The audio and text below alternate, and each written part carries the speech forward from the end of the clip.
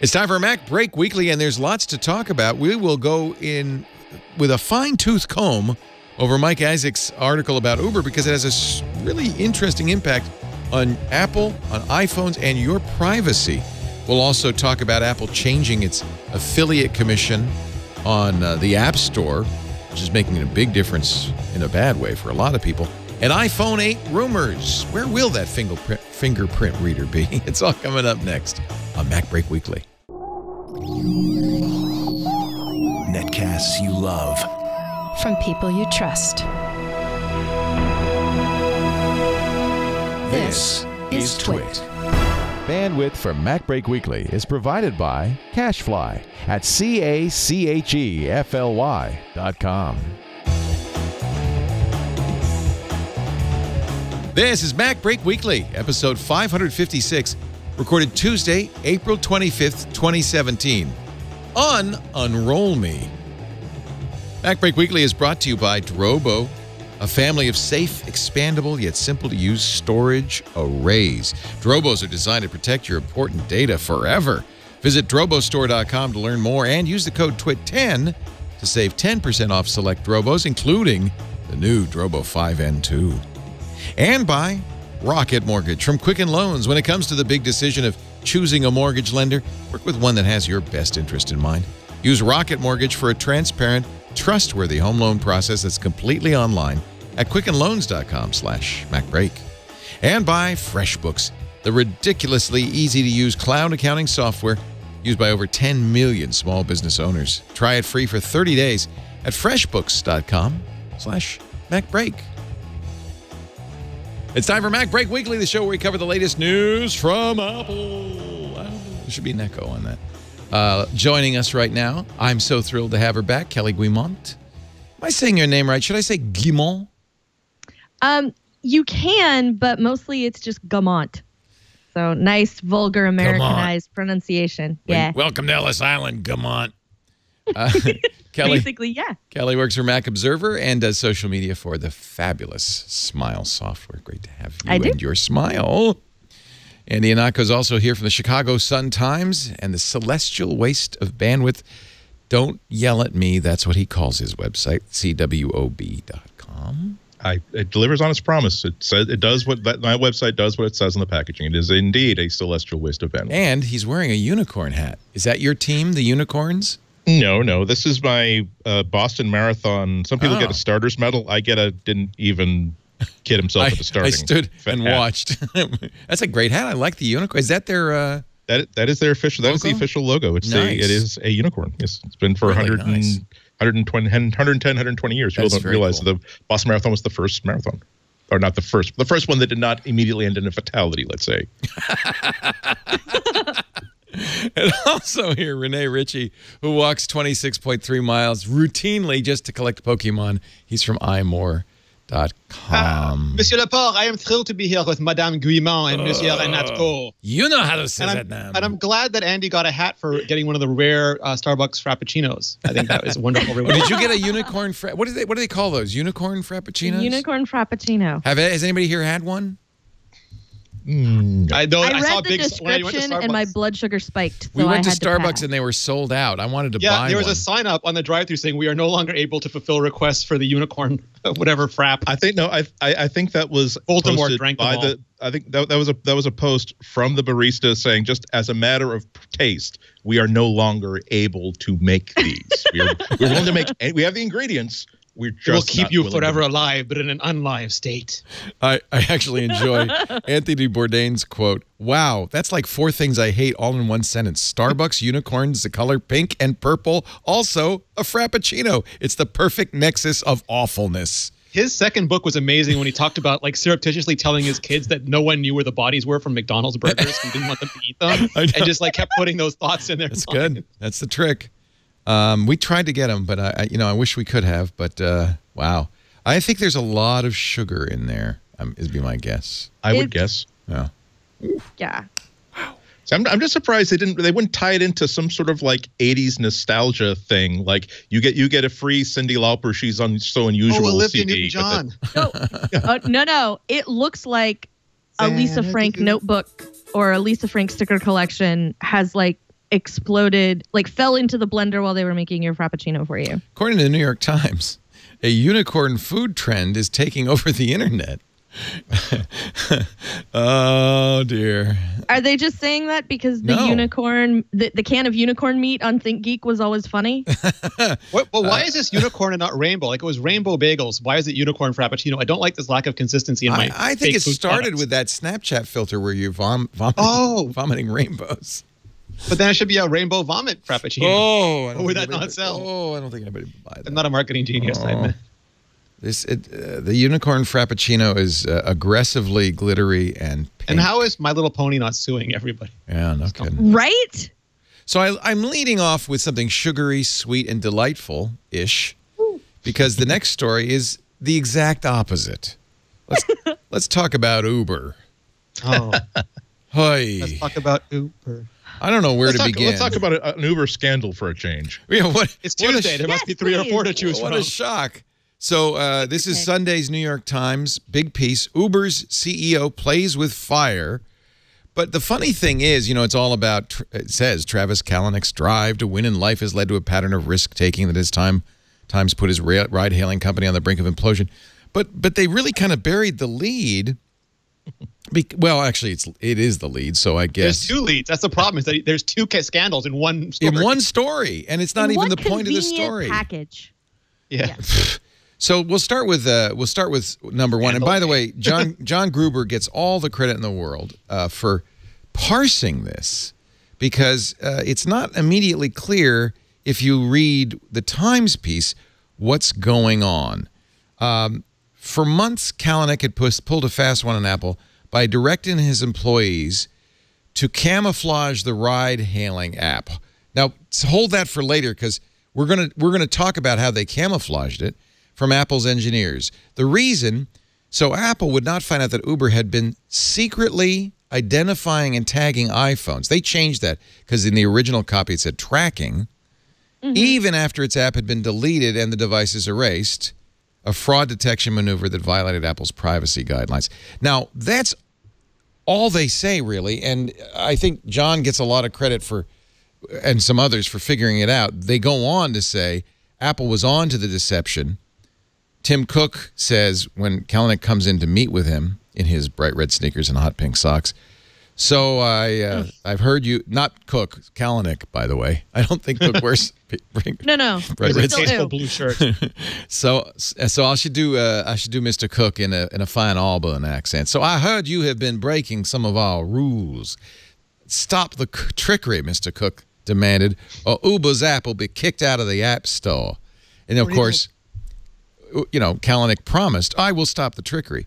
But what was not clear in here is what the hell the trickery was. So before you get to that, Leo, my favorite part is that they camouflaged it, but Apple has more than one office, and a company whose entire business is based upon location didn't realize that Apple had more than one office, and anybody outside the main office would just detect this normally. So the way they camouflaged it is they would check in the app if they were near Cupertino, and then they wouldn't do it. Yeah. The theory being that the app would get approved by somebody in Sunnyvale, they get Cupertino. caught. Yeah, right. Cupertino, Yeah. Cut to John Gruber's post from that day. He says, secretly identifying and tagging iPhones even if after its app has been deleted is a rather startling accusation, because it sounds like it should be technically impossible. It's also unclear what information Uber was able to glean.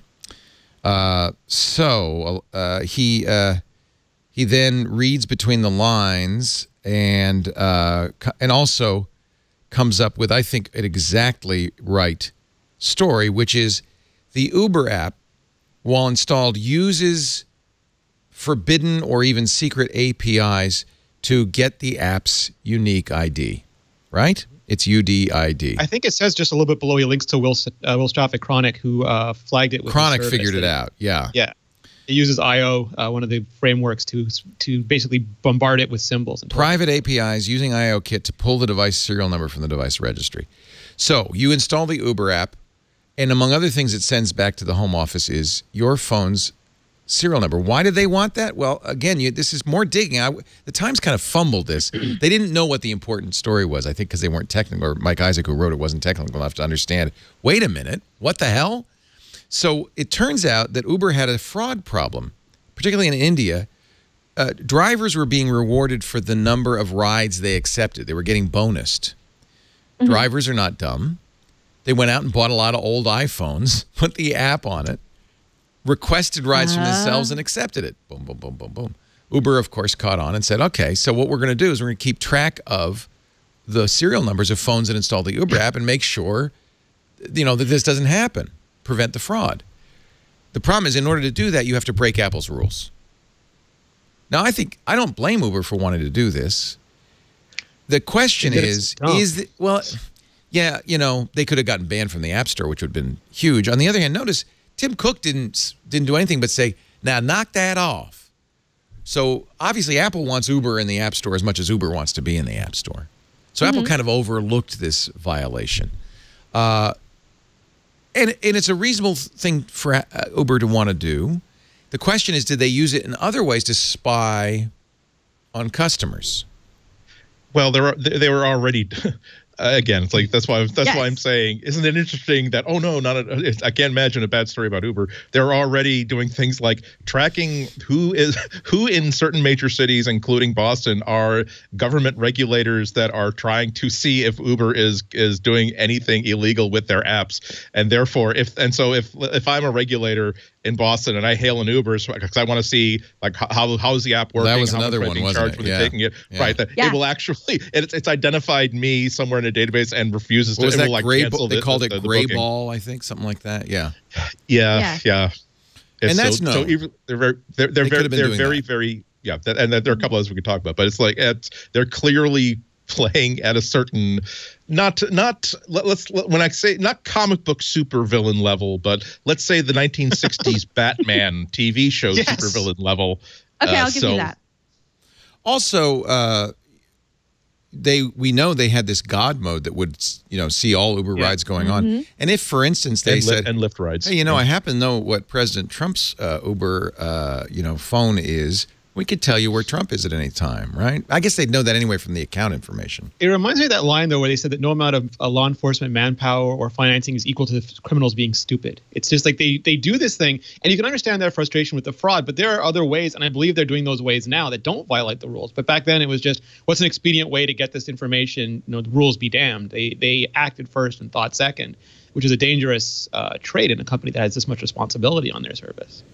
John Gruber says that Will Strafak said that this was in the 2014 build of Uber's iOS app, and it no longer works in iOS 10. So Apple clearly changed these API calls, these private API calls, to break this. But Gruber also points out, or asks, I think a really good question, why didn't Apple require Uber to tell its customers what they'd been doing as a condition for remaining in the store? Shouldn't Apple have said, hey, you got to, you have really violated the privacy of our customers. You need to tell them if you want to stay in the store. Why didn't they do that? I think they should have done that. Yeah, I agree. I mean, they really need to establish that they are protecting their customers. I do think that part of it is that Uber is it's not just an app, it's also part of infrastructure. I wouldn't like to say that it's because that Uber has really got Apple by the throat. They can't just Apple needs this app. I think it's more like Apple has the longer view that Uber isn't just this evil company that's tracking people. It's also how a lot of single parents get their kids from school to home. It's how a lot of people who cannot drive get to doctor's appointments. It's a really, really big deal to cut off tens of millions of their customers from a basic transportation infrastructure. So I've no doubt that if they refused to play ball, or if they painted them, they behaved like they were a consistent enemy, always trying to work around Apple, there would have been much bigger, much broader steps. But I don't think that pulling the app is something that they felt they should do unless it's really the end of the line. Well, but we also don't know what you like. I feel like I'm on pretty safe ground here asking you guys this. Do you know what all the terms and conditions are when you create that Uber account, when you install the app on your phone? Like, do you know what you're actually agreeing to? No, I have dialogue fatigue big time with these. Nobody reads this. And we'll get to, by the way, that issue in a second with scandal number 2 in this article. But the other question I have, Kelly, is does Apple make money from Uber using Like if I use the Uber app and I pay for a ride, does Apple get a cut of that? Wouldn't that be a motive too for keeping it in If you there? pay with Apple Pay, they'll get the transaction, but I don't believe they get anything if you're paying with They don't get PayPal or 30% credit. of the ride. They don't. No, for They don't get physical the ride. for physical things, they don't. It's only digital goods that they get. Uber is the transactor of your credit card because they have your credit card information Yeah. on file. So No, there's The no, interesting thing to me is that he gets called in front of there's a few apps that can get away with a lot. Facebook, Uber, because they're cross-platform, they're everywhere, and they're services that often define the mobile experience. And I don't want to say it puts them above the law, but it makes it very difficult. And I don't know if they were doing this on Android too. I've asked it. Nobody seems to be able to tell me if they were doing something similar on Android, and if they it were, probably what is rules not were. illegal if you're doing it on It may not be a violation, but it's certainly a Right. privacy violation. Yeah. But it's like Facebook has violated the background rules. Like they've abused audio Yeah. APIs, they've abused battery. Pokemon Go's done the same thing. These super apps, they seem to get away with a lot. Getting called into Tim Cook's office, I mean, that's like the ultimate principal's office for this. And I don't know how you escalate. Can you just ban Uber and what is the repercussions of that? So a chat room's given me the link to Uber's terms and conditions. If anybody So would here's- like to read this, you might just go right ahead and let me know. We will The do question evil, I and you were have, saying though, yes. is what do you have to do as Uber to get in trouble? Like, Yeah. what does Travis have to do before finally somebody's like, yeah, we send a security elect guy to him your desk president. with a box. We're going to walk you out at the end of the day. Like, what? Like, I can't figure it out. I don't use Uber for about 96 reasons. I never bothered installing it. Because I was usually with a group of people whenever there was a need for Uber and somebody else already had it and had it set up and was like a longtime Uber user. So those guys would just hail the car and then we'd go do that. So I don't use it a lot here in Portland. They are here in Portland. And yeah, I could tell you stories because I know people who drive for Uber. But like, what do you have to do? Like, they broke all the rules when they came to Portland, when they went to Austin, when they like everywhere they go, they just sort of show up and show a blatant disregard for rules and regulations and all that kind of stuff. Like when they show up somewhere and they go, we're so awesome, you're just going to get over it. Like, number one. Number two, like Travis, like I don't even have to go any further down that road. Like we all know what's up there. And then like things like God mode and the gray bar or the gray ball and now this with tracking everybody's phone, like what do you have to do as Uber to actually get in trouble? We don't care anymore. We've said that out straight, and we've said this before. A few years ago, a decade ago, you could have one Swiftboat incident and it would end your career. You could make one Tylenol recall and it might almost destroy your brand. And now your phones can burst into flames and we'll buy them again 3 days later because we love you and you can be elected president. I mean, we have a startling lack of care for those things anymore. No. That's I don't think that's appropriate. I think it's absolutely true. No, I think it's absolutely true with our generation. We want instant gratification. We have zero attention span, and we sort of almost put people up on pedestals who we see as rule breakers or getting away with something. It's sort of what we've devolved into. It depends on whether that's an established pattern of behavior or whether it is a dumb mistake and they can correct for that mistake. It's also, again, it's putting it this way, it's very, very easy if someone has 7 options to solve a different problem to choose the one that is not only the best service, not only the best made, not only shares my values, not only is treating its employees the best, but is also cost efficient and et cetera, et cetera, et cetera. There are a lot of people that only have 1 or 2 options. Again, I don't like the way that Walmart, for instance, treats its labor. I don't like the way it treats its customers. I do my food shopping at a local store. The only thing I need to say about it is that they do not have a single self-service kiosk for checkout.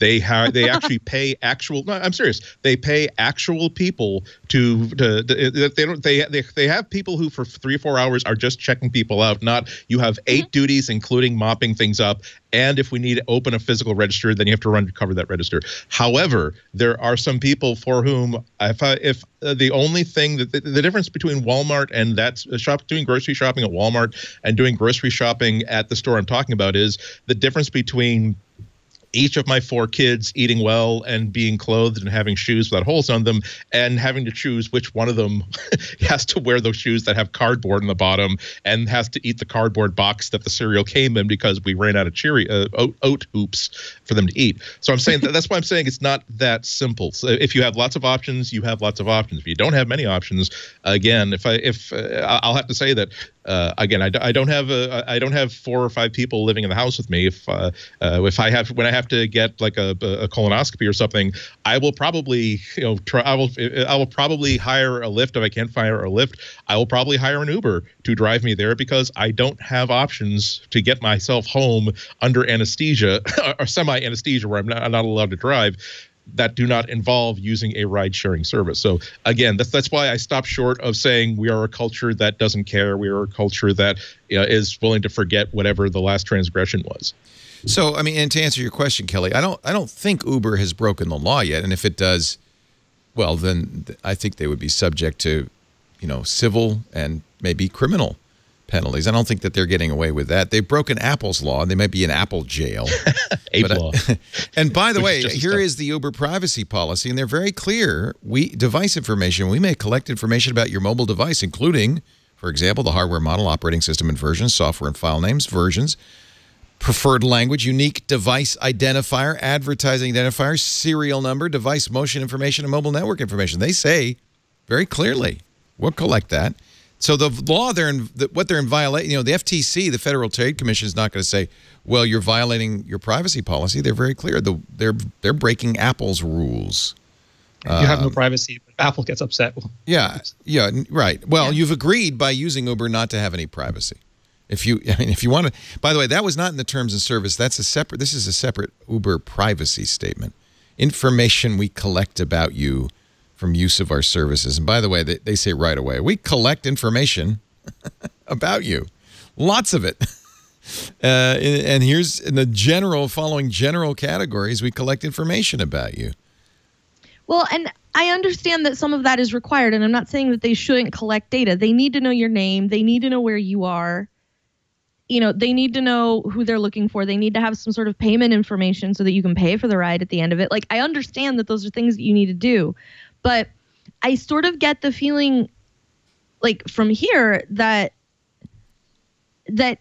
in general, Uber doesn't have my interests at heart. They have Travis's interests at heart. Yes. And I feel like as a consumer, yes, like what I get, like what's good for me when I use any sort of service, whether it's I call Broadway Cab or Rose City Cab Company or whoever, around here, or I call Lyft or Uber, or I call a friend of mine and I go, hey, can you come drive me to the place for the thing because reasons, then like at that point, like what's good for me and what's good for Travis aren't necessarily going to be the same thing. What's good for me and what's good for the cab company aren't always going to be the same thing.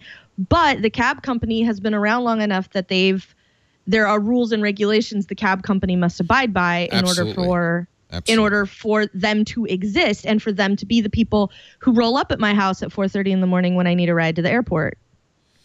So, so the way you put Uber in jail is in customer jail, doing what you did, Kelly, which is boycott them. But Andy's point is well taken. There are many people that can't. When we talked about the United issue, our travel guy, Johnny Jett, said, yeah, but, as soon as you can only get to a town by flying United, you're going to be flying United again. Yeah, we only have Uber in Montreal. I use Lyft when I'm not in Montreal. I don't use Uber here because I have a car, but people have to use it here. There's no other choice. Right. Yeah. So you user boycott. I think clearly Uber's under pressure at this point. And remember, they hired former Attorney General Eric Holder, Arianna Huffington on the board, hired him. His investigation, he's asked for more time. I bet there's a lot to investigate. Because there's still a line of people outside his door going, have I got a story for you? Yeah, exactly. So I don't, it's an interesting question. I think you're also right, Renee, that we forgive very easily these days because, well, frankly, I don't know why. Maybe thanks to Twitter and the internet, there's a new outrage every week. There's the Delta. Now we're the Delta took away the stroller outrage. Now it's the. It's the I don't have time to be mad at Uber anymore. I got Kendall Jenner to yell at. You can't. Well, no, but I think reality TV has also warped. The way we see this as theater. We don't see this as real. There's a lot going on. There's also a 24-hour news cycle that is fed by 3 at least 24-hour news channels who have to fill their time. There's all sorts of stuff going on with them that I think if you wanted to lump it in one big clump, it's that we are now kind of all of us part of the global nervous system. We are willy-nilly jacked in. And when you're part of a global nervous system, you get a lot of information. You do. Yeah. So long as it's an open transaction, I think that Uber's day is passing unless it replaces its CEO and proves that its culture has changed significantly.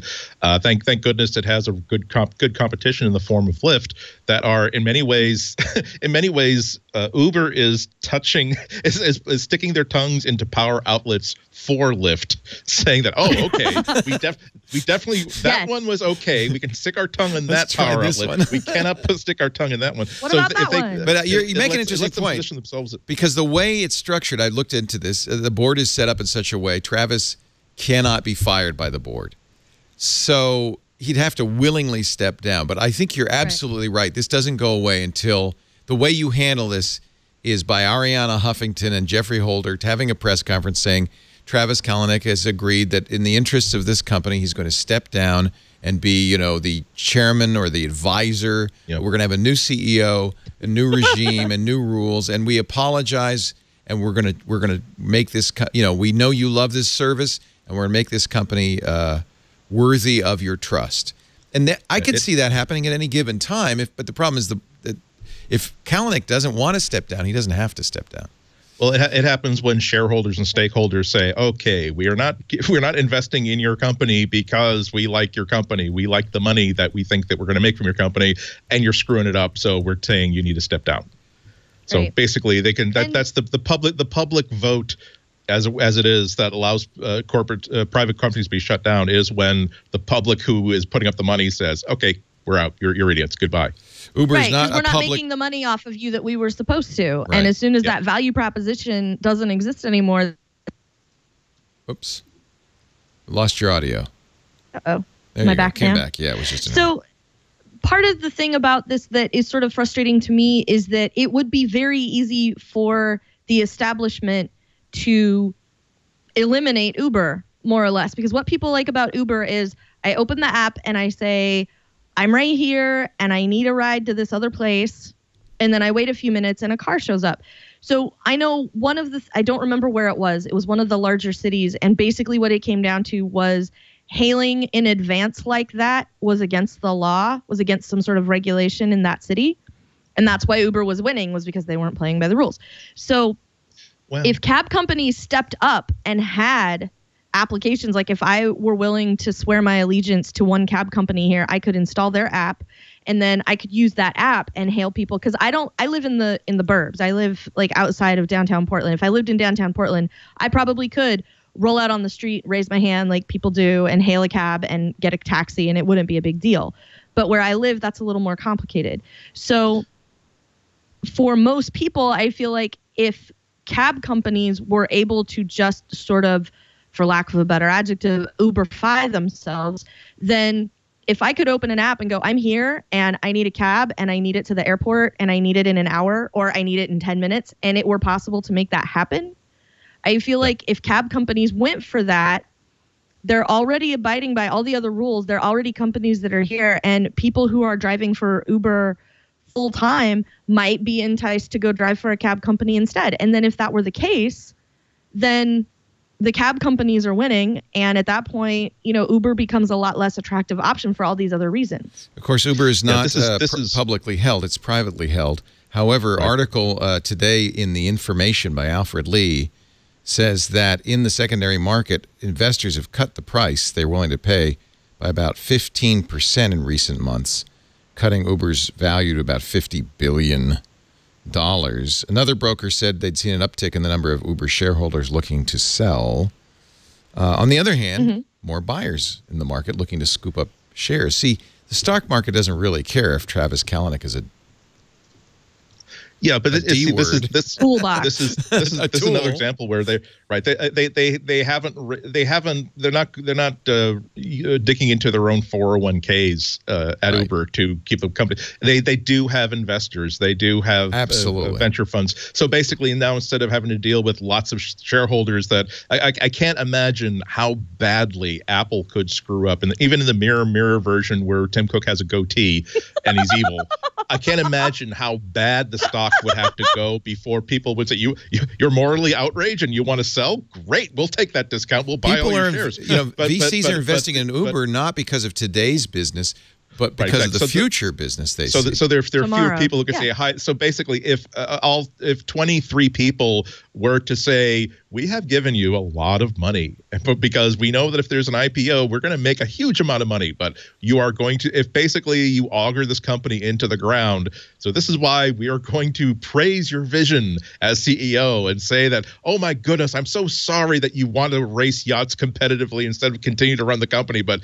yes, your butt is on a train, whether it's on a rail or inside the car. But to what Kelly said, that that's an excellent point. That's exactly right. I think. I mean, this is one of those cases where capitalism, for all the different ways I can rail against it, it kind of works in the sense there. The reason why I don't use cabs, I only in New York City really do I ever actually ride in a cab, is because they just don't work. And they don't do what it says on the box. The number of times where I'm going to be out of the office for 2 weeks, and I don't want to park my car and pay for 2 weeks of parking. I want to take a cab to the airport. The number of times that I have called a week in advance to set up a cab ride that will get me to the airport 3 hours before my flight, and then it's an hour later and they still haven't shown up. And they're not answering the phone. And then a half hour later, I finally get in touch with somebody, and they act annoyed because, no, I don't have it here, and I can't get your car for an hour and a half. I don't know why you're bothering me. And so, what do you mean you ordered a car? That's why I'm pretty thrilled that Lyft and Uber are kicking their butts, because the other reason is that in so many markets, the reason why cabs don't work is because the individual taxi medallions that used to be, hey, an independent owner and operator will own a cab and they'll buy a medallion so they can pass all the regulations. No, now the taxi industry has been trying to severely limit and make sure that cities do not get more medallions, because that makes their individual medallion more valuable, and they don't really run a company. They just simply sort of license their access to their medallion, and they're worth hundreds and hundreds of thousands of dollars. So this was an industry that desperately needed somebody to kick its butt and make it feel like it's about to lose its house, because you can't simply run a business this way on lack of competition. And also it means that sometimes counterintuitively for me, there is such a thing as, if the law does not say that something is illegal, but you have a great idea, go ahead anyway and hope that the law it winds up being as awesome as you think it is. Everybody agrees with you on the awesomeness of your product, and so you can basically get the law on your side when the time comes. Like when Google decided it would be very good if we simply were to scan every single book that exists. We will send trucks. We will spend $500 million, billion with a B, building trucks that will go to university libraries and scan everything that they have. And we know the public domain stuff, we can do that. The copyrighted stuff, we don't know, but we think that because all we're going to do is make that content searchable so people can find this book that has the content they want and then buy it, we think that it'll be okay. And that didn't turn out to be the case. But it was good that they decided, okay, the law says we don't know what happens if someone does that. We're going to pretend that that's going to work out. We're going to do it because it's an awesome idea. So I'm hoping that Lyft wins, and that Uber gets its butt handed to it, because they are now becoming the evil empire instead of the valiant freedom fighters. But the whole story is an example of so many ways where there are no absolutes, at least in my principles. Like, in principle, I think the little guy in capitalism is about to, well, actually, no, this worked out okay. Okay, well, how about, well, no, it's okay. Okay, fine. We're going to take a break. When we come back, the second scandal to come out of this Mike Isaac article. Okay, before we go, just want a quick plug for Mike Isaac. He really is a very good tech journalist. He's been with Recode. He's been with Wall Street Journal. Oh, okay. And so he's not just someone who is right. So he knows what he's doing. If there were things that weren't great in this column, that doesn't mean he's not. No, good. it's not. It's not at all. It wasn't great. It's that he didn't. I think he didn't. He's very knowledgeable about the tech industry. He covers Uber specifically as one of his beats in the New York Times. I think he insufficiently understood the severe backlash that two of his revelations. I mean, hey, this is an article that got a lot of attention, deservedly so. Right. And he broke the story, and had he changed, I think, 2 words of it, that I'm sure that I can't speak for him, but I when I write, I can see that later on that, in my head when I was writing this, I understood the big version of this word. I forget that people who don't live in this space 24/7 understand a specific or correct. No, that was correct to take the word tracking out. I think that because that implied some sort of. I'm saying bully to him for breaking a really, really great story. He's he's one of those bylines that gets my attention because he's really got the beans. Yeah. Yes. It's really obviously his intent was to write a story about Travis Kalanick, and it's kind of the complete story of Kalanick. But within it, there were a couple of very interesting things. We're going to go way down to almost the very bottom of the story for our next subject when we return. But first, a word from Drobo. Somebody said, didn't this show used to have a rat hole theme? Yeah, Merlin Mann made a rat hole theme for us. He also made, I think it was him, a Drobo jingle, because Drobo's been a sponsor of this show since practically the very. Put all of your stuff on a Drobo. That's it. Drobo, the new 5N2. This is the new network-attached storage device from Drobo. High performance. They've upgraded the processor. They've added 2 gigabit Ethernet ports, so you can do port bonding. You could put SSDs as well as spinning hard drives in there. Of course, they've got the MSATA accelerator bay. All the Drobos have that, I think. I love that. That speeds up small file writes with a kind of a caching SSD. You also get remote data access and sharing. That's what you were talking about, Andy. Plus disaster recovery for additional peace of mind. Drobo started when its founder had a hard drive crash, and he said, "Oh, no problem. I've got RAID." RAID! And the RAID didn't work. And he said, "What?" He wanted to create a better redundant storage solution, and that's when Drobo created Beyond RAID. And we all, I think, remember those great days when Drobo was kind of like they call it, what is it, data robotics? They were like, wow, look how big these drives are. They were USB drives. Now Drobo's got every kind of drive, from drive arrays using Beyond RAID to network drives like the 5N2. And I have a Drobo Mini. You see that right here. I love my Mini because I use that as my data drive on my iMac. So I have so much storage. It's redundant. It's SSDs, so it's fast. I love my Drobo. You will love your Drobo too. Plus, all Drobos have a battery backed up cache, which means if the power goes out, you don't have data corruption. There's no write failure. It finishes the job. Drobos are easy to use. That front panel with the lights, that's magnetic. You can pop it off. The lights tell the whole story. They're green if everything's good. When you start to run out of space, the lights will change so you know which drive to swap out, and they hot swap.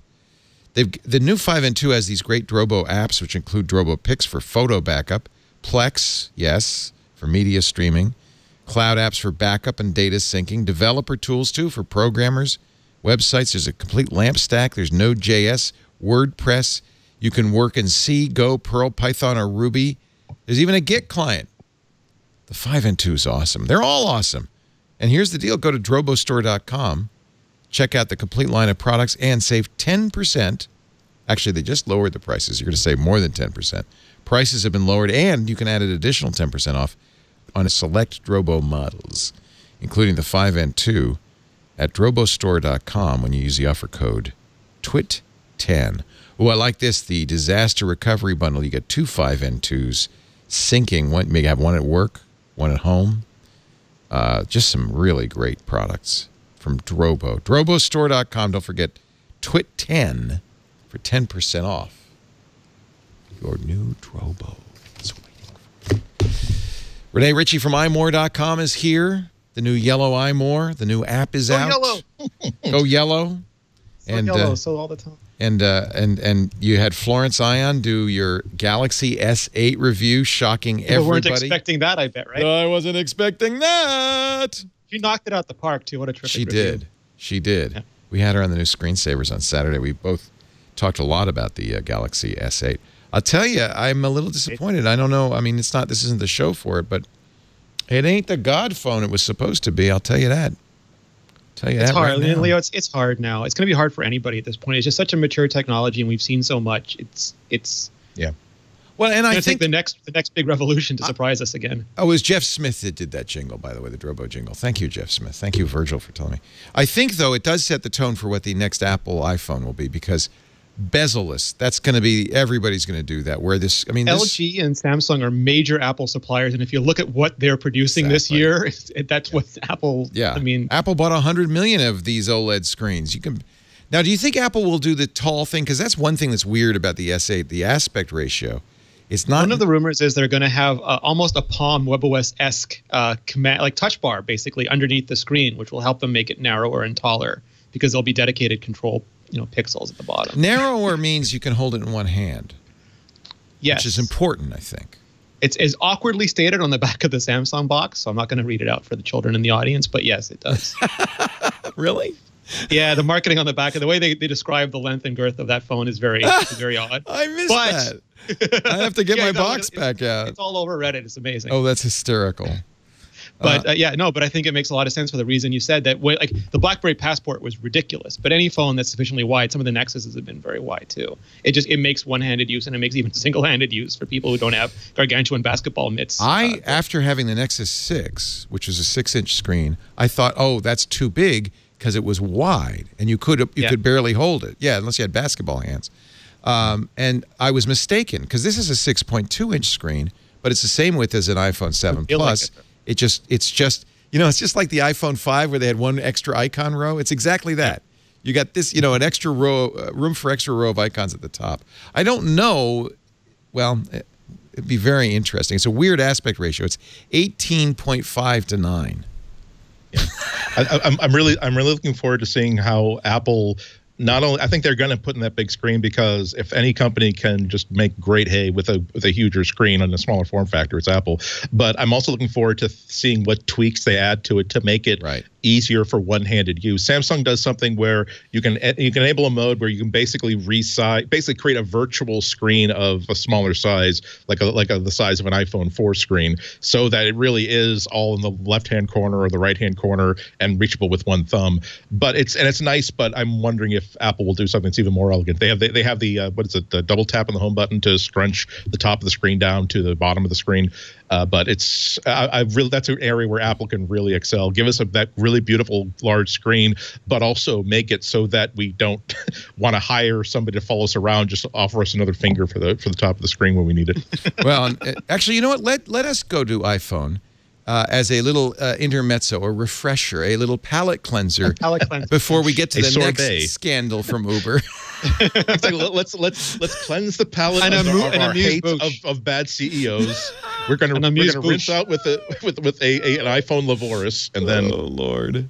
So one of the rumors, which we poo-pooed last week, but I'll give you another chance to address it, is that because of challenges getting the way Samsung handled the fingerprint reader, because you don't have a home button anymore, a physical home button, is they put it on the back like everybody else does. But Samsung did a terrible job. The way they put it and the shape it is, it's just very hard to find, and you always end up. That was a fallback too. They wanted it under the glass, they just couldn't do it. So apparently Apple wants it under the glass, but and are they going to have trouble? Do you think? It's different technology. I mean, they're using the similar display. I mean, Samsung, I believe, is supplying. There's a bunch of suppliers, but the Apple has its own Authentic technology that it bought. When it bought the company Authentic, it's not using the Synaptics fingerprint reader. But it's getting a camera underneath the display that can reliably, because if it can't reliably read fingerprints, it's a deal breaker. Do you think they're going crazy, working really hard right now, staying up all night, trying desperately to get that working? I mean, this stuff is locked. Like a lot of the stuff gets locked down early on, so I mean, they probably have a very good idea of where they can go at this point. It might be down to a couple prototypes or variations, but they've got to get their ducks lined up.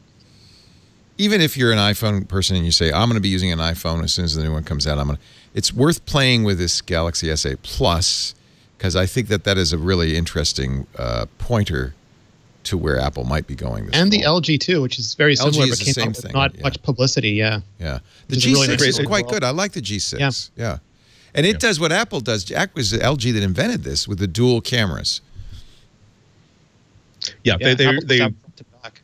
Yeah, it's the great thing about even if you have no intention of switching from one platform to another, it will help you to not only give you ambitions onto what an iPhone can do better or a Mac can do better, it'll also really make you appreciate stuff that is brilliant about an Apple product that you've kind of forgotten about because you've been using Apple products for years and years and years and years.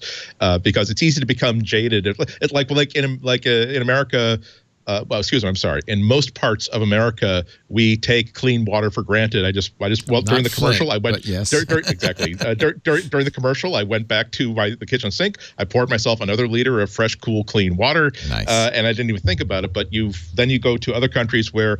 No, that means having to walk about 3/4 of a mile at the right time of day and filling up a can. I think as Apple users, sometimes we forget how great the things about an iPhone that are great, that are uniquely iPhone, the things about a Mac that are great, that are uniquely Mac. So that's why I always recommend, if you're at the mall, check out the Microsoft store, usually a Microsoft kiosk near the Sunglass Hut. But try out a Surface Pro, and you'll probably see 2 things that you wish the Mac did or the iPhone did, and 3 or 4 things that said, "Oh my God, how do people live like this?" It'll make you go back even better. I am sure there are Apple engineers carrying Samsung Galaxy S8s that tasked Kelly, are you with muted? trying this. She said, I heard you say something, but I didn't hear any noise come out. Well, okay. Can you hear me now? Sorry, I'm sorry. I guess. Since we're talking about phones, I can say that, right? Okay. So the thing to me that's sort of interesting about this is also seeing the direction that some things take on Android. There are some things that are very interesting and very useful to me when I've looked at Android phones. And one of the things that and I've said this for years in some form or another, and that's I want the other one to be great, whatever it is. Like with iOS, I always want Android to do something cool and awesome.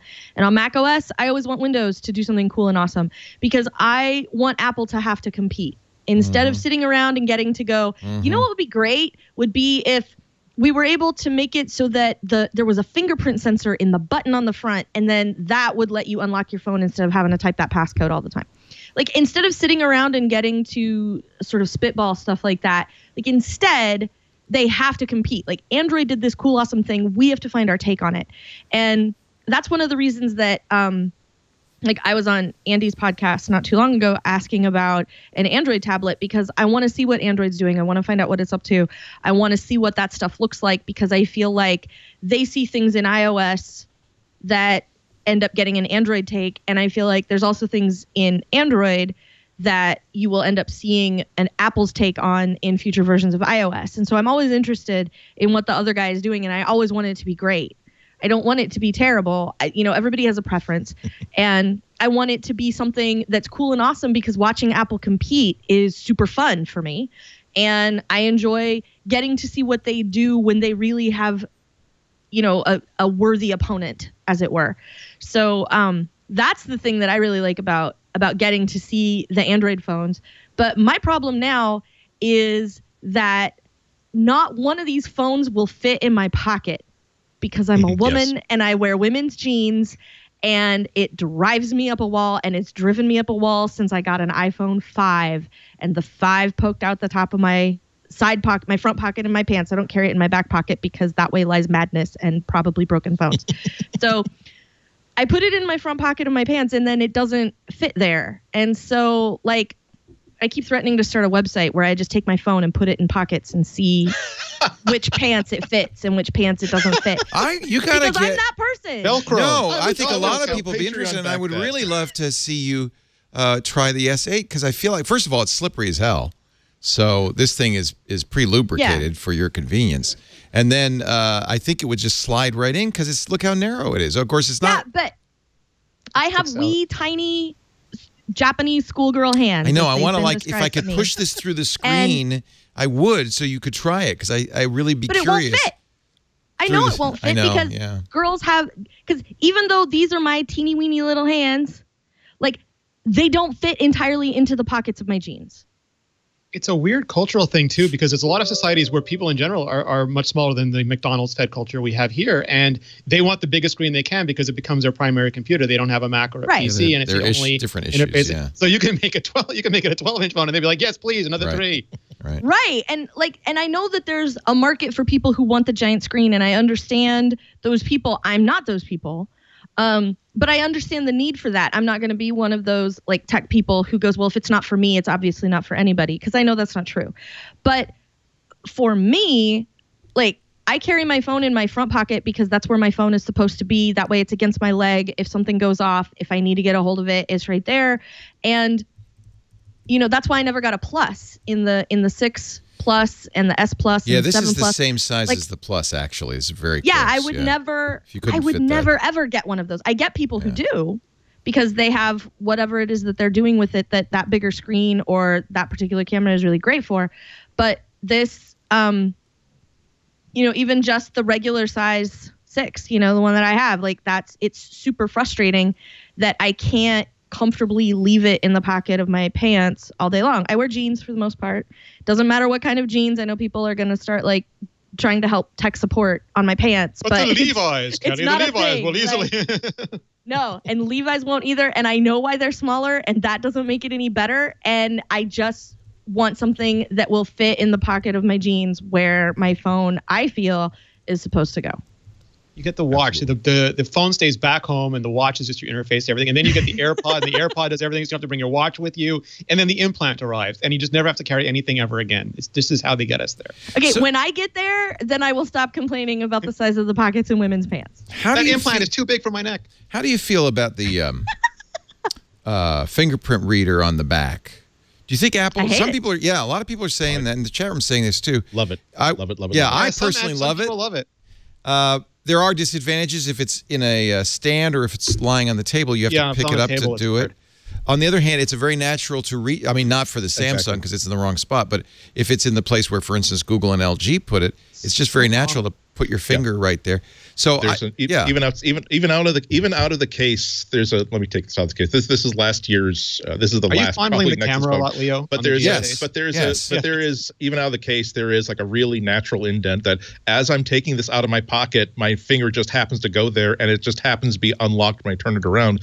Not only that, so I think that's the best place for it. I think that's something I would love Apple to steal. And the other thing is that recently they added a feature to Android where you can use the fingerprint reader even when it's unlocked. So if you just simply swipe like this, that will drop down your notifications and scroll through them. So if this were not just for dropping down notifications, which is just awesome, if it were also we will accept stroking down on the fingerprint reader on the back as a Don't use your tongue down for scrolling. Right. So I'm reading something that's going to take me 5 minutes to get through at the bus stop or something, and I could just simply go like this instead of whoop, whoop, whoop. That would be such a great innovation. That'd be such a great thing to put on the iPhone. I think I don't. If anybody is afraid that this is the wrong place for it, the Samsung put it in the wrong place because they made it a small little Tic Tac, and they put it right next to the camera lens, so you're always going to be greasing up the lens. They actually had to put software. They actually had to put software that checks the state of the camera lens and warns you to clean it. Yeah. There's a pop-up. There's a pop-up on here that says, "Oh yeah, you better clean your." I swallowed the bird to catch the fly. I don't know why I swallowed. Well, and that's that's the cascade you're talking about, where you did this, so you had to do that, so you had to do this, so you had to, and it's an endless parade. But so there are a lot of Apple users who, including They Kelly, got so angry, Leo, who don't want a fingerprint reader on the back. So if Apple can't put it on the front, which is better, putting it on the back or doing face recognition, iris recognition, some form of on-screen recognition, or a fingerprint dongle? A dongle. That's the solution. Yeah, exactly. Yeah. Or people, or Apple's a company that says that, we find that people only use 4 of their fingers. So your Apple retailer will remove this finger, put in an NFC chip to replace it with. But I'm sure it'll go. I think it's a great place for it. I think that, but if past history shows us anything, it's going to be that if this becomes an actual rumor, there are going to be 4 months of people saying, "Oh, this is stupid. This is exactly why Android developers have no taste, and Apple wouldn't do that." And then 3 months after Apple does it, it's like, thank you, Apple, for finally putting the Yeah. fingerprint reader on the right place. No, they didn't do it first, but they did it right. See, they care about the like, oh, for heaven's sake. It's Apple okay has to say that this is revolutionized the fingerprint reader on the Yeah. back. it's Yeah, like- and but Today, For- Apple for- invents the fingerprint reader on the back. for me, the problem is again the size of the phone, because it needs to be in a place where this hand can find that easily on the back, and a standard issue adult male size hand can also find it on the back, because like everybody has bigger hands than I do.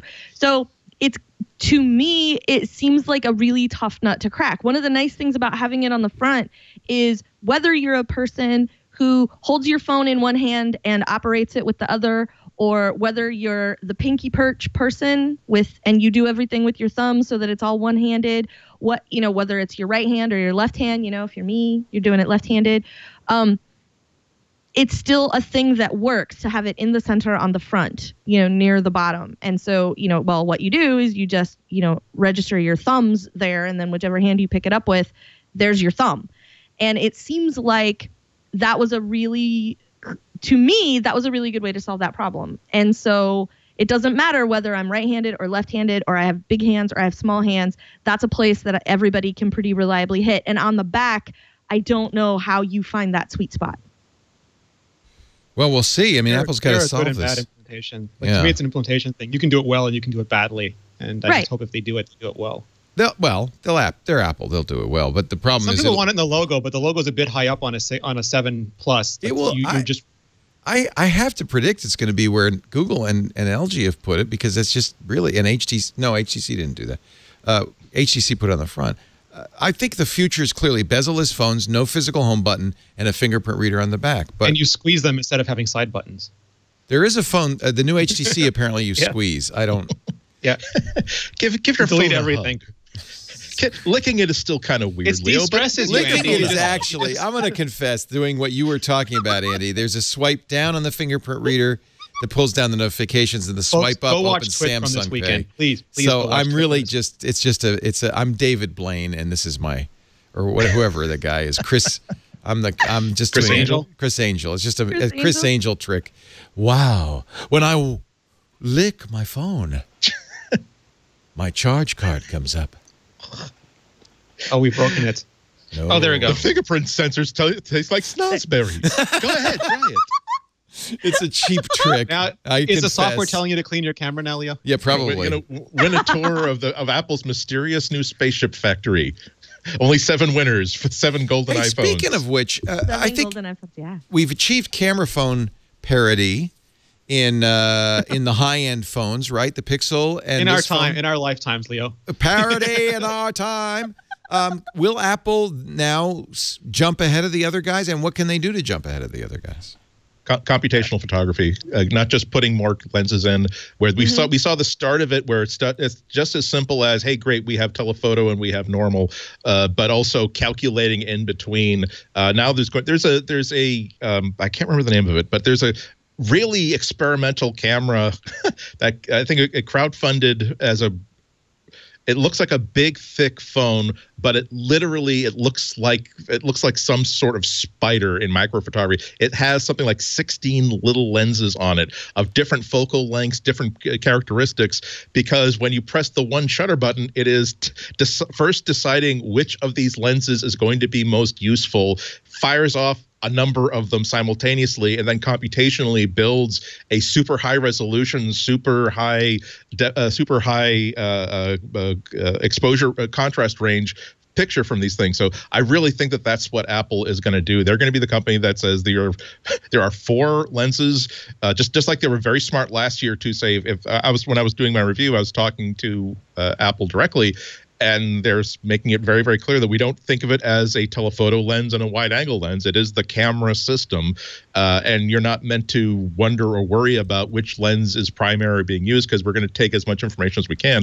That's where they can really do it. Every single camera that's doing exciting things is tricking us into thinking that this is a full frame $3,000 camera, but no, it's a tiny little sensor. But there are like 5 of them, and each of them, one of them does one thing really well. So, but it's not about making better pictures so much as solving the problem of those little edge cases that a phone camera still doesn't do well. So if I go into Copley Square in a really sunny day, I've done this before. I kind of had to stop doing it because the high-end cameras are so the high-end phones are so similar now. But on a sunny day, take the same stock picture of the Boston Public Library and the Old South Church, Carillel in the background. You can't tell the difference between 5 of these because it's a beautiful picture. But it's when you go inside the Boston Public Library and you're going into this really medieval lit room full of colorful murals, that's where the rubber meets the road, and that's where we're going to see improvements. Not in the test stand pictures, but oh my God, I'm so used to getting really crappy photos of my friends at parties and darkly lit with pulsating lights in the background. I'm used to. I posted a picture on Instagram. I was wearing like my NASA meatball shirt from Goddard Space Center, but it's like a canary red shirt, and no phone camera can get that red. It's always a pink or a salmon. I had to go and take it into Lightroom to make it look red because you're just firing off 1/3 of your sensors just at full volume. Those edge cases are going to start to fall away, and it's going to be which camera is fastest, which camera is easiest to use, which camera is I simply push the button, I get a great picture under all circumstances. And that's a fight that Apple can definitely win. So my favorite That's phone camera. funny. Andy's yardstick is the Boston Public Library, and my yardstick is Disneyland. Okay, fair enough. Because No, because They're- no flash photography. And so when you don't use a flash and you're inside, like when you want a really great shot of something in Pirates of the Caribbean, something in It's a Small World, whatever, not all of it is like super overly lit. It's sort of, classroom on a day you have a film strip sort of lit. And so when when you're in there, like I end up taking the same pictures like every time we go on different rides at Disneyland. Every time I get a new phone, because I'm curious how they have evolved. And so like the first pictures I got like with my iPhone 3G at Disneyland of Pirates of the Caribbean are crap. Like, I'm not going to lie. They were awesome. It was awesome. I was able to take that picture with the phone, but it was not an awesome picture, not by any stretch of the imagination. And they got better and they got better and they got better. And like the ones that I got with my 6S, the most recent time we went to Disneyland, were decent. They were pretty good. I don't have a Plus, so I don't have the super duper camera, but I have a pretty good camera, and I enjoy that. I think the evolution in cameras isn't necessarily even going to be the sensor. I think it's probably going to be the control. Like I remember Andy, I think it was you ages ago, who said, if I could have the Android controls with the iPhone camera, like I'd be unstoppable. And I still feel like that's kind of the case. There should be better from the OS, not I'm going to go use Camera Plus. I have to launch Camera Plus instead of just using the camera app or whatever. Having better control of what the camera, of the picture the camera is actually going to take seems like where the evolution is going to come from. Like better use of the data that what's already in there can already capture. Yeah, I think there's going to be 3 things too that are really like, I think Apple's going to show off the screen, and it'll be the same screen technology, but I think Apple and Google for that matter have way better color management than Samsung offers, and you won't have to do a lot of manually changing profiles. They're going to individually calibrate every subpixel of every device right at the factory floor, so it's going to look really, really good as OLED, and I'm sure they're going to tout the strengths of the display. And then they'll do the photography like Andy mentioned, and then if it's ready and it's working, they'll do the distance charging. I think when people see you just putting your phone down on the table and it charging without you having to worry about plugging anything in or putting it on anything magnetic, whether people end up liking that more or not, it'll make for a great demo on stage. One thing we do know, or we think we know, or we might know, Apple's next iPhone may be wireless. Not that they invented it, but it will be the best wireless phone ever. The CEO of reinvented. The CEO of PowerMat says yes. And PowerMat makes, by the way, a charger that is not the Qi charging standard, but the other standard, the PowerMat standard. He says, yes, it'll be a standard feature in the next iPhone, and I presume that he would know. Elad Dubzinski said wireless charging would be a standard feature in the next iPhone. He may never again be invited to an Apple event. If Elad, if you want to hang out with me, that's okay. So interesting. Yeah, and I've learned a little bit more since the last time we talked about a month or two ago. When we talk about like what Renee is saying, where you don't have to put it on a pad, even if it has multiple charging coils on it, that doesn't mean like a Tesla type tower in your backyard pulsating, cooking birds in the air. But we're talking about imagine. I know that would be cool. Again, going to your backyard, just picking up squirrels and birds and saying, okay, all I got to do is take the fur off and it's already fried. Great, breakfast is taken care of. But basically, like imagine having like a little like sculptured dome night light on your nightstand, and so long as it is somewhere within 6 inches of it, you will get charged. That's very, very doable, and that might be interesting. It's not going to happen, Andy. That scares the hell out of people. People don't even think Wi-Fi is a good idea. Oh, I've got a dome that is somehow a microwave emitting energy that I just put my phone near it. What else do I put near it? Will it scramble my eggs? Peanut butter sandwich. People are not going to go for that. They'll. I use the word without malice. People will fall for a really great demo. Like if Renee raised a point that kind of made me start wanting for the first time. I don't think that Apple is tacky enough to choose a feature just because it will demo well. Like if you watch Shark Tank, you know that they're all saying, "This will demo great on the home shopping channel. That's what we're looking for—a good demoable product." But if there is we have found if we add this new coprocessor, we find that we can increase Wi-Fi bandwidth up to 20 to maybe even 28% versus here is an LED light that lets you know when your ex-wife or ex-husband or child is doing something you don't approve of somewhere on social media. It's like, that looks cool. Wow, that's cool. It's not like, I mean, it's solving a problem that isn't a big problem. I like wireless chargers, but the current wireless chargers are just fine. In fact, I have to say, I do prefer wireless because it's just easy at night.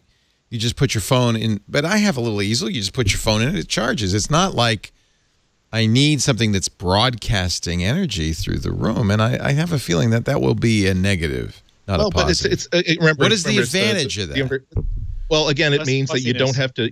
It's not hard to put this in the little stand. It just I get it wrong all the time, Leo. Well, you don't have. You got to get one of these lift stands. There are bad and good wireless chargers. I know, but I've turned over and knocked it with the duvet cover, and then it gets dislodged, and then I wake up and it's not charged. You could still knock it away from the magic dome. You could say the same thing about the magnetic charger on the Apple Watch. I mean, I've done it with plugged-in chargers and not turned the power bar on. I mean, I have ways of messing up any technology. Yeah.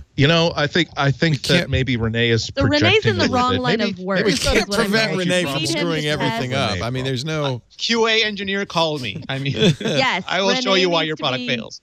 Yes. This is what I use. I use the View charger. The Renee test.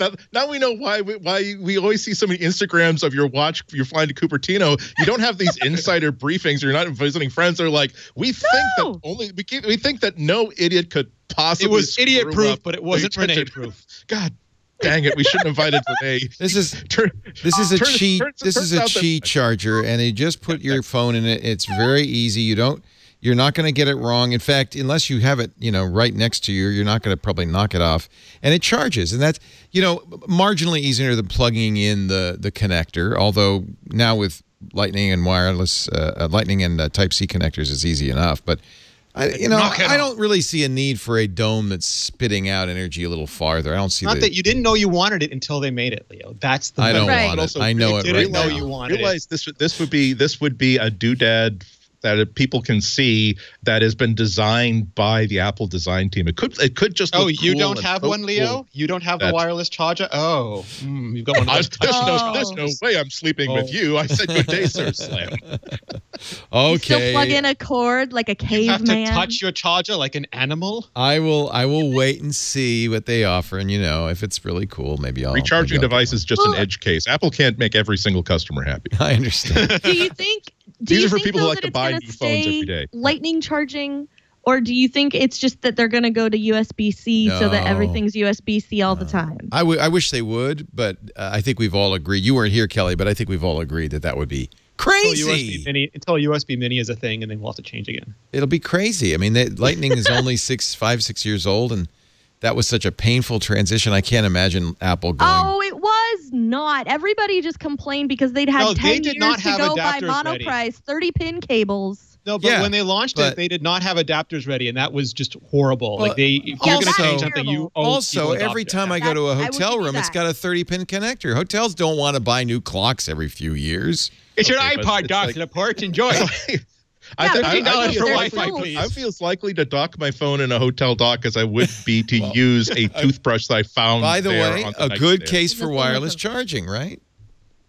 One would hope, but I'm just you have to curious put a because plastic it sheet down seems first. like if they were going to change the charging, that to me feels like where it would go, because then this would be a way, it would be lengthy, but it would be a good way to sort of do customers a solid. Like I you would bought love that new it. computer that uses USB-C already. Yeah. So we made we're them just so going to upset do you with a the last solid one. and you can use the same cord to charge your phone. I have a USB condom in here somewhere. Hold on a second. All the Here it is. MacBook Pro customers We be like, don't you USB-C'd me to death, This is a Apple. USB condom, Andy. You got to get one of these. What this is it does two things, which is really interesting. So it's charging only, right? So you're absolutely right. In fact, we should say this more often, Andy. Do not plug your USB stuff into unknown holes, because Do not be port promiscuous. it's really a good way to get hacked. If you find a USB key on the ground, don't pick it up and stick it in your computer. That's a terrible idea. But this is a charging only connector. They're only a few bucks. It's called PortaPow, PortaPow. But it also does something else, which is I don't know, but it will take a regular charger and step it up to a high-speed charger somehow. There's obviously circuitry in here. Steve Gibson sent me this. Coil. It's a coil. Yeah, there's You something put going a on. plastic sheet down before you use someone else's charger. Absolutely. Charger. Yeah. The PortaPow Smart Charge. So it will speed up your device charging if it can, and it will also protect you against bad stuff coming through the data ports on the USB. It only does charging. Not an Audi. It's an innie. Well, it's a Type A, so you'd have to have a cable with a Type A on one end, not a Type C on one end. Or as most people call them, the regular USB The cables. normal. It's the Yeah. normal. USB, micro USB, mini USB. Ming Chi Kuo. How about that? He says the iPhone 8 is going to have severe shortages due to delayed production. It'll be announced in September, but you may not be able to get it till much later, partly because it's OLED. And we're talking about if the rumor mill is true, the high-end flagship one. There's apparently going to be a 7S and a 7S Plus, and then this new magic iPhone that you'll want, but you won't be able to get It's the till new AirPods. Is that what he's saying? Yeah, it's the new AirPods. He says the new Nintendo Mini. Yeah. NES Classic. which is Oh, now so discontinued. good. So I hope you but got not one. canceled. Yeah. Yeah. Nope. We did made not get one. we didn't make near enough of them, and everyone bought them and loved them. We should stop. Let's cancel it. You can't get a Unicorn Frap and you can't get a Nintendo Classic. Take Nope. that, America. Take that, America. So interesting. Ming Chi Kuo has mixed results, I think, in his predictions. He's probably the most reliable of the financial analysts. And he's the one that knows the supply chain the best, right? Yes. So that's his stuff is He's best when there. it's supply chain because he's in China. Yep. He says production ramp up of OLED iPhone could be delayed to October, November. Production ramp up, which means it would be even after that before they'd come in any quantity into the U.S. That said, if new features such as 3D sensing can provide good user experience, a temporary supply shortfall won't undermine actual demand, which may be deferred to 1H18. Can you translate that into a First financial? half of 2018. First half, okay. In that case, potential contributions starting, and again, because he's a financial analyst, when he talks about Q2 2017, he's actually talking about January through March, right? 2018. Absolutely. It's very confusing. So he says OLED iPhones delayed 3 to 6 months because of supply constraints. So don't get all excited about this this stuff is magic so hard dome to charging. I'd like Even to. Apple doesn't know. Can I speak first? I want to beat Renee to the most sensible thing that I know he's going to say, which is you can't say something's going to be delayed if it hasn't been announced yet, with even a ship date. Okay, I'm Right. sorry. Go ahead. No, that's a good point. No, I was just going to say also that a lot of time, like Apple thought the AirPods were going to ship on time, and they got Right. a surprise there. So I mean, even if right now he heard that they were on time, I still would not believe they're on time until I'm holding it in my hand. Yeah. That's just how these Right. things work these Yeah. days. Well, and doesn't Incidentally- this seem like a okay. safe bet though? to say that they're going to announce a new thing and that it's going to be hard to come by because correct me if I'm wrong, but haven't we seen that with let me see, all of them? Anything that pushes the boundaries, like Apple Pencil, like AirPods, when Apple does something that's really hard, it's very difficult to judge the timing of it accurately. Well, and you know, Google has set a new standard because we're 6 months into the Pixel and you still can't get one of those. They're at customs behind the AirPods. I figured it out. They're at the bar at the airport waiting on customs. The AirPods are delaying them. They can't get through. It's crazy. We live in a new world where people want to buy stuff, but there's just not enough of them. Yeah, it's like, but isn't there like sort of a lack of dignity to it? I really did want like an NES Classic because, you know, that's the circumstance under which I will have a game console. They're kind of old. It's not going to take over my life for 3 weeks at a time. And it's 60, $70. Great. I can spend that on some fun. But it's like there's a certain amount of lack of dignity of I'm going to have to wait in the rain for 6 hours because I heard a rumor on Tumblr that maybe this store is going to be restocked this day. It's like, oh, please let me give you money for a product or service. It's like, I kind of like, I don't know.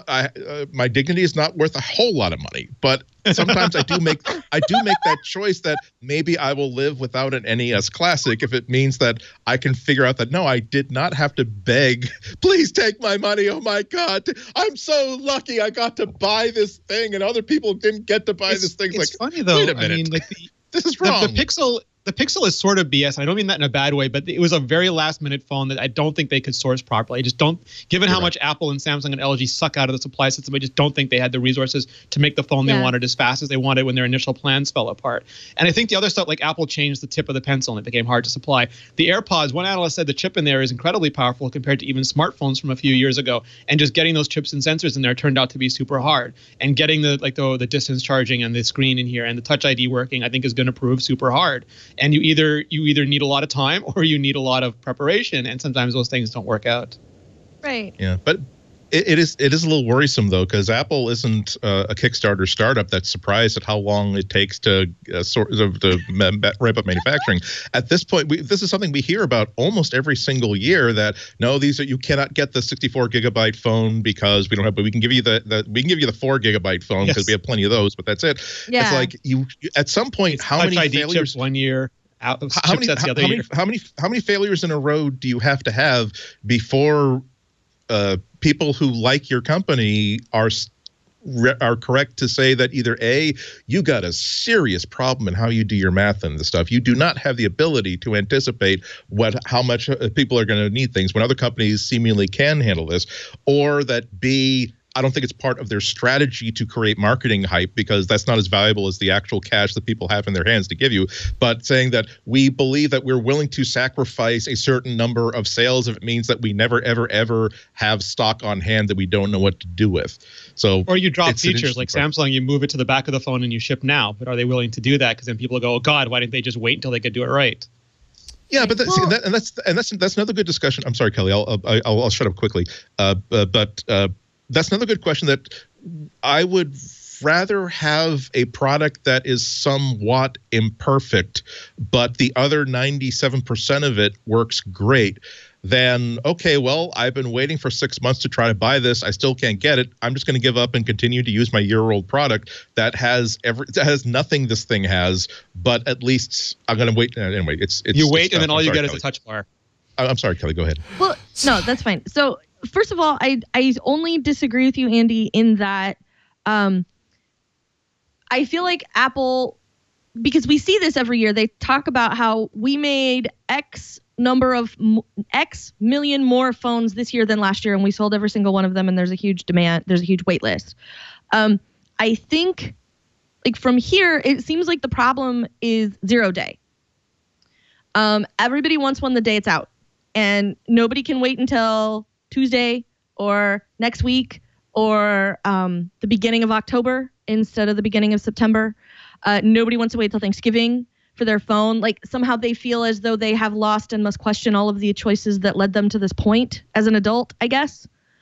And I feel like that is the thing that's hanging everything up, because you see, you know, in capital P people, like the masses at large, like you will see people who got a phone after the announcement of the new phone, you know, like they announced the 7s, and people went out a week later and got a 6S and were just like, fetch me my fainting couch. I'm so pleased with the amazing technology in my phone.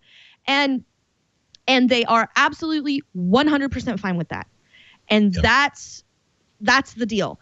And I think for me, what it is 0 day. Like when I got my 6S, I went on and ordered at midnight, and like Friday was the day that everybody was supposed to get them. And I got mine Saturday. And you know what? I still managed to live a full and productive life. And I feel like there's a certain amount of that is a problem, because one of the things that I think doesn't always get enough attention from Apple is the supply chain stuff, not because people want to tell us what's in the next iPhone, but because Apple makes more and more and more and more and more phones every summer. They make more of them and they sell all of them. And there's nothing like, to me, that sounds like a good problem to have, but it seems like it's somehow considered a failing that Apple can't estimate how many people are going to want that phone. But let's be honest, basically everybody who has an iPhone now wants the new one. And now that it has gotten easier for people to obtain a new one every 12 months instead of every 24 or even 36, that's even more compelling. And even more people are now able to get them every September or every October or whatever, and stand in that line in the mall and, confuse my parents when we go shopping.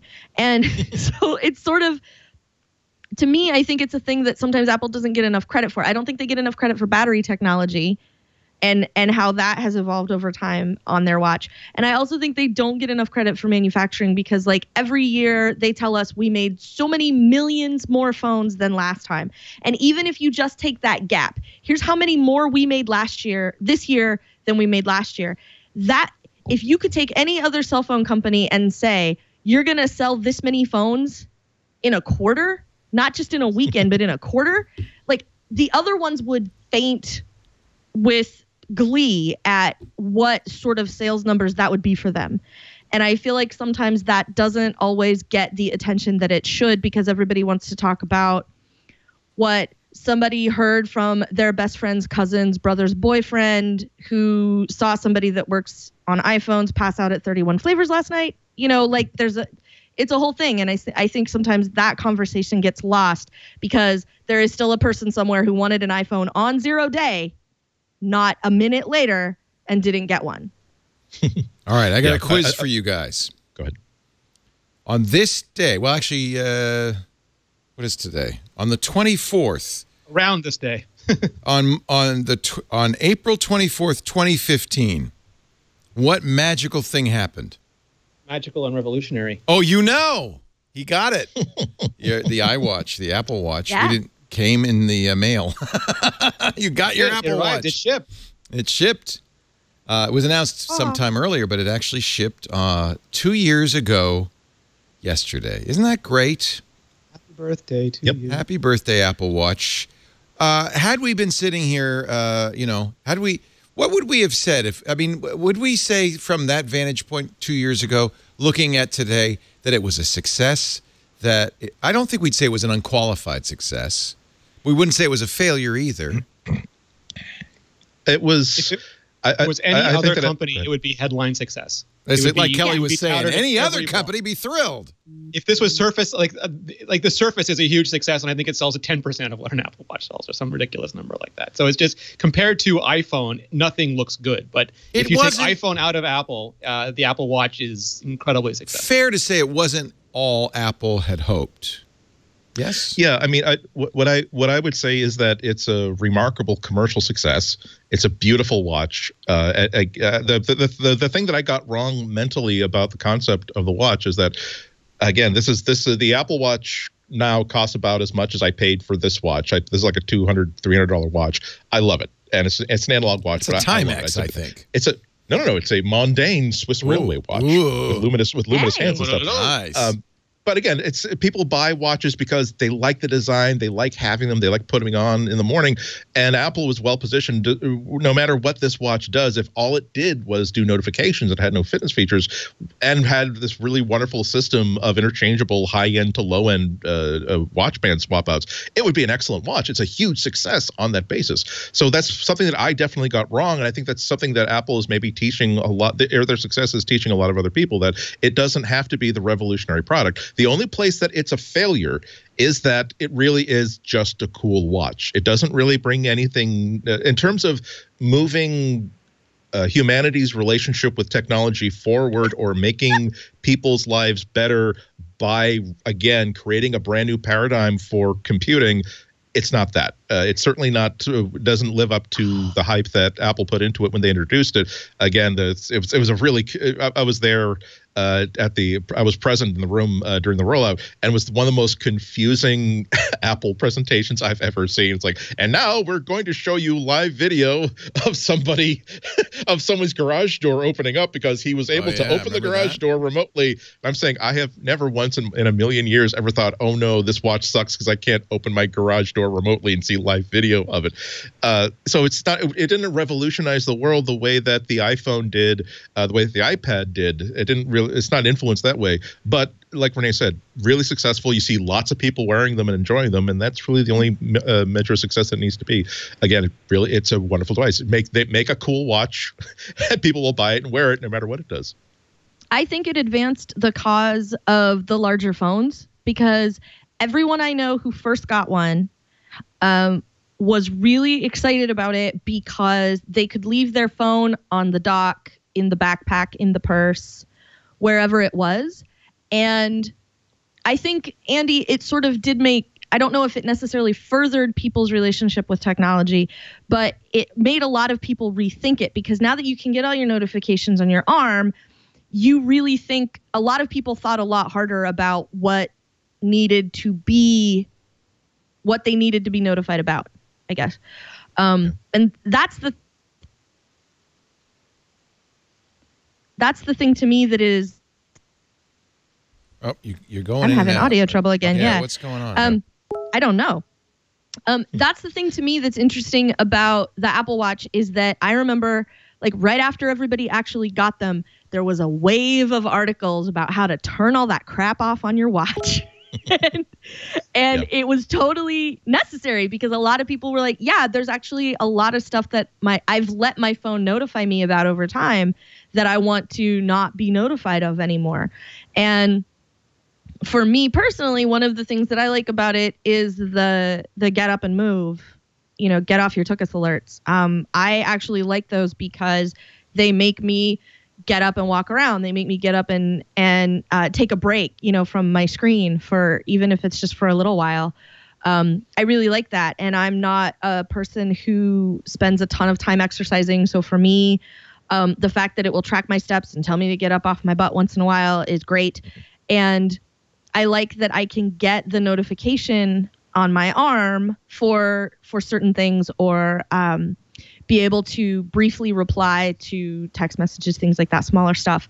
I really like that I have that opportunity. And so for me, I feel like it did change my relationship with technology because it also made me sort of go through all the notification on my phone, and my phone doesn't notify me about near as much stuff either. And I have opened my garage door with my watch, and I think it's awesome. I'm just going to point that out. Okay, no, all power to you. I don't have that. I don't have that need for remote garage door access. But I'm that person. If I can do it with my phone, it's cool. Right. If I can do it with my watch, it's even better because I'm that person. Like, turn on all the lights. I want to do it by talking to Shlomo. So just to quickly respond to what Kelly was saying. My point is that these are all things that the Pebble Watch was already doing, and these are stuff that any fitness device with an OLED screen can do. And if anything, but at the time we haven't talked about this on the show for a couple of years, so I'll just say it again. That I think that was the thing that the Apple Watch didn't get anywhere close to right. What I like about Android Wear is that it really does take the idea of the job of this watch is to remove distractions from your device to make you have to look at screens less, not more. We will only put up a notification when it's timely and in the right context, and we will let you address whatever happens through that device, that notification really quickly. Whereas my big problem with the Apple Watch was that the designers really did think that this was going to be like an iPhone experience. I'd be fascinated by tapping through things, and the first thing I would want to see is this huge constellation of apps, and that I would want to like respond to every single email through my watch, as opposed to don't need that. Okay, thank you for alerting me, but that's not important to me right now. Dismiss. I mean, the thing for me is that I think Andy's absolutely right in that Apple's big failure with the initial Apple Watch was not to deliver a minimally delightful product, which is what they did with iPhone and iPad. They weren't as certain what people would want, and that's because they entered the market way earlier than they did with tablet PC or with phones, which had a good 10 years of observation behind them. But what they did do to me is they did what Apple typically does, and that is sort of coagulate on a few really useful features. And to me, that was all convenience. Now, the Apple Watch now is second generation, so it's hard to compare it to like an iPhone 7 or an iPad Pro. It's more like the iPhone 3G or the iPad 2, where it's getting a little bit better, but already it's profound. For me, the difference is profound. I notice immediately if I'm not wearing it. The fitness things, absolutely, but it's the convenience of everything. When you have ubiquitous Apple Pay and all you're doing is tapping your wrist and not even reaching for a phone, it's magic. I went to get a smoked meat sandwich 2 days ago. The waiter was wearing an Apple Watch, and he's like, I can look at my texts, and my boss doesn't know because I'm not allowed to use my phone at the restaurant. And it's just all these little convenient use cases, whether it's like the fitness app, or it's paying for things, or it's checking your messages, or it's the guy whose car got thrown and he couldn't reach his phone and he still called 911 right off his Apple Watch, or it's someone's heart rate monitor alerting them of a more serious problem. I think in subtle and profound ways, it has absolutely moved us forward technologically. I just think it's still so early that we haven't really seen the full effect, but we have the benefit of like 8-10 years of life. But again, you're mentioning features that are pretty much they didn't though. I mean, like every phone had those features before iPhone. Nokia had every phone, and Palm had every feature an iPhone had. I had Pebbles. They were garbage. I mean, I love Eric, but they were garbage compared to the Apple Watch. Android Wear, I still don't think has its act together. So it just, to me, it is a better wrist computer than it's ever been available before, and I think that was the benefit of having it. I feel compelled to point out that Renee did not point out to him the most compelling feature, which is the Pokemon-like appeal. That's in a his workout brain. app. That's like No. I think it's the fine. bands. I think he loves the bands. The bands. That's what The I'm bands talking are good. about. And if Georgia you O'Keeffe paintings are just lovely pictures of flowers. No, Whatever but you gotta the tell yourself, bands Renee. are a really good point, because we've had traditional watchmakers making bands for years, and they didn't make them as effortless and easy to change as Apple. It took Apple coming in with a fresh set of eyes and saying, maybe you don't need a jewelry case or to take it to a professional jeweler to have your links changed or your watch band swap. Maybe we can make that easy, and they did. And I think we've seen a bunch of watch bands since that have benefited from them entering the market. What I meant was the Pokemon, like, gotta catch 'em all mentality that Renee apparently has of the band. You cleverly weaved his two passions into one. Yeah, if you want to know what the new Apple Watch bands look like, you go to Instagram and you look up Renee, and there they all are. Yes. He's got them That's it. all. Who needs Apple.com? I just don't have a way to organize them. If you have a way to organize them, let me know. Mine are in a box. Yeah, you know what? They're all in my drawer. I wish I had... Because unfortunately, you're rubbing off on me. Maybe I shouldn't sit so close. Why isn't that a Kickstarter? This is the thing that I've wondered for months now. A band now. box. A band When they're like, band rack. 5 more. Yeah, that's what mine looks like. Yeah. Or a band. Ooh, I like that white leather one. Is that an Apple white leather? Yeah, that's that would the go Apple, nicely with leather loop. That would go with the Edition very well, I think. I've tried it with the Edition. Yeah, it's not exactly the right white. Oh, that's though, why so Apple didn't really ship it. At Apple's ID department about that. That's the other thing. If you want to see what the bands look like with all the different bodies, again, Renee's the guy. Renee's the guy. It's like Leo. I have to do it for the readers. Renee, I asked this question as out of love, and it's not out of even concern. I'm just actually intervention. I'm actually wondering about this. Have you ever just been clothes shopping and you had a choice between like 3 or 4 different shirts, and you made a pick based on, I actually have an Apple Watch this will go really well with? Have you ever done that? No, but I've seen people who coordinate their woven nylon with their shirts. I have seen people who do that. I am not one of them because I'm nowhere nearly that coordinated, but I have seen those people. Shocking. I do. Or you have no money left for clothes and tops after you spend all your money on bands. Oh, exactly. Truth. Hashtag truth. All right. I have been known to change mine occasionally based on outfit or occasion. But I Yes. don't have a ton of them to choose from, so I don't do it a lot, but I do it once in a while. I've been changing my bands a lot lately. My mom does it for spring and fall. She gets a new watch band and changes it up for. No white watch bands before Labor Day? After Labor Day? After Labor Day. Let's take a break, and then we'll come up with the final outrage from the New York Times story. Wait a minute. Has there been more since we started broadcasting? We have No, to double it's the check. same. I don't Yeah, you think. need to check. Paging Mike Isaac. Is there anything else you haven't said? Our Well, Leo, Andy Anako's here. Kelly Guimont is here. Of course, or Gumont. She likes Gumont. Is here. Wait, what are you doing with the I? You just throwing the I out? There's no I in Gumont? Yeah, it's my married name, and that's how I was told it was. Oh, you're pronounced, stuck so- with it. That's it. Yeah, I it's get not. it. Yeah, it's What's not your? up to Can me. I ask? What's your maiden name? You can. It's Spray, which is much easier to pronounce. Kelly Spray. SPRAY Yep. or SPREY? AY. AY. Kelly it's not the Spray. Canadian spelling. I kind of like EY is Kelly the Canadian. Spray. That could be your stage name. Of course, I don't know Well, what it would business be you'd if be I in. hadn't been married for a really long time. Really long time. Our show, it's great to have you. Great to have you, Renee. Great to have you, Andy. Great to have all of you out there. And because you're geeks, I have something for you from our friends at Quicken Loans, the best lender in the country. When it comes to buying a new home or refining your existing home, you got to go to the mortgage lender who's got your best interests in mind, who gives you a process that's easy, transparent, fast, and there's none better than Quicken Loans and Rocket Mortgage. I particularly like Rocket Mortgage because it's all online. But I have to say, given our last mortgage experience, when Lisa and I bought a house about 3 years ago, bought our house, and it took more than a month to get approval for the loan. Like, we thought, it can't possibly take more than a week or two. We're going on vacation in 3 weeks. It couldn't possibly, and we're faxing from vacation, not with Rocket Mortgage. Rocket Mortgage lets you submit everything you need with a push of a button. I mean, check stubs, check statements, pay stubs, any paperwork. And everybody's online now, so it's really easy. You could do it from your phone, your laptop, your tablet. You could do it on the road. You could do it out at an open house. You could say, hey, let's buy this house. You could go through the whole thing, quickenloans.com/MacBreak on your phone, and adjust the rate and length of your loan in real time to make it just right for you. Yes, press the go button. They probably call it the lift off button. Press the lift off button because it's Rocket Mortgage, and literally within minutes you will get approved for a loan that's just right for you. No paperwork, no wasted time. It's fast, it's efficient, it's for the modern world. No more banks, no more waiting. Go completely online at quickenloans.com/MacBreak. quickenloans.com/MacBreak. Equal housing lender.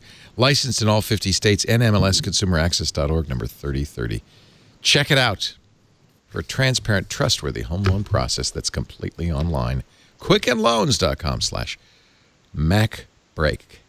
Kelly Spray is here from Mac Observer. Now, see, I can't say that because then you don't get the byline. So she's at Verso, VERSO. What's the story of that on your Twitter handle? It means left. Specifically, when you open a book, Verso. the left-hand page is Yeah. verso. There's the verse and the Yeah. obverse. Yeah. And I'm left-handed, and so I found that in the dictionary when I was very young, and so I went, hey, left-handed. Verso. I'll just use that. So yeah. your whole life, that's been kind of your handle. Like when you played Neopets and basically. stuff. Basically, yeah. Yeah. I'm a lefty too, but I just call myself Leo. I don't know. I haven't really come up with a great handle. Chief Twit is the closest I have to a handle. I use that. Sinestro. But I do have a really good motto because, it's in Latin because all good mottos are in Latin. And you know that, Veni, Vidi, Vici was the motto. Was it Caesar? I came, I saw, I conquered. Veni, Vidi, Vici. So my motto is Adeo, I heard. Video, I saw. Disco, I discovered. But actually, it looks like audio, video, disco. So it's great. It works on both levels. I danced. That's good. I danced. Yeah, I came, I saw. That's the way to go. I boogied down. Yeah. Boogie fever. All right, let's get to the next outrage. Let's stop laughing, having fun, and be angry at corporations here. And again, credit to John Gruber, who parsed Mike Isaac's post. Actually, others must have, because the Times then later had a story on it. And Jojo Hidayah, the CEO of Unroll.me, had to make an apology. He called it heartbreaking. Heartbreaking. We can do better. So it turns out, and we learned this from Isaac's article at the very bottom, and it doesn't, it's just like kind of matter of fact, they spent so much of their time, Uber did, one-upping rivals like Lyft. Uber devoted teams to competitive intelligence. Many businesses do this. Purchasing data from an analytics service you may have heard of. I just recently canceled yesterday my subscription to called Slice Intelligence. You've used the Slice app. It tells you when you've got packages on the way. In order to use that, you have to give them access to your email.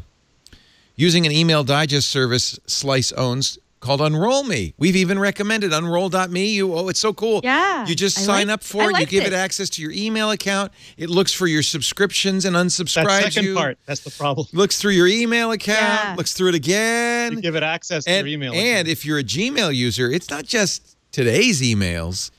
I have 11 years of emails that they can look through. We were talking to Cory Doctorow yesterday on Triangulation, by the way. Great interview. Cory's awesome. And he's very, he's privacy focused. He uses Popmail still. He says, I don't want to leave years of my mail on somebody else's server. Duh.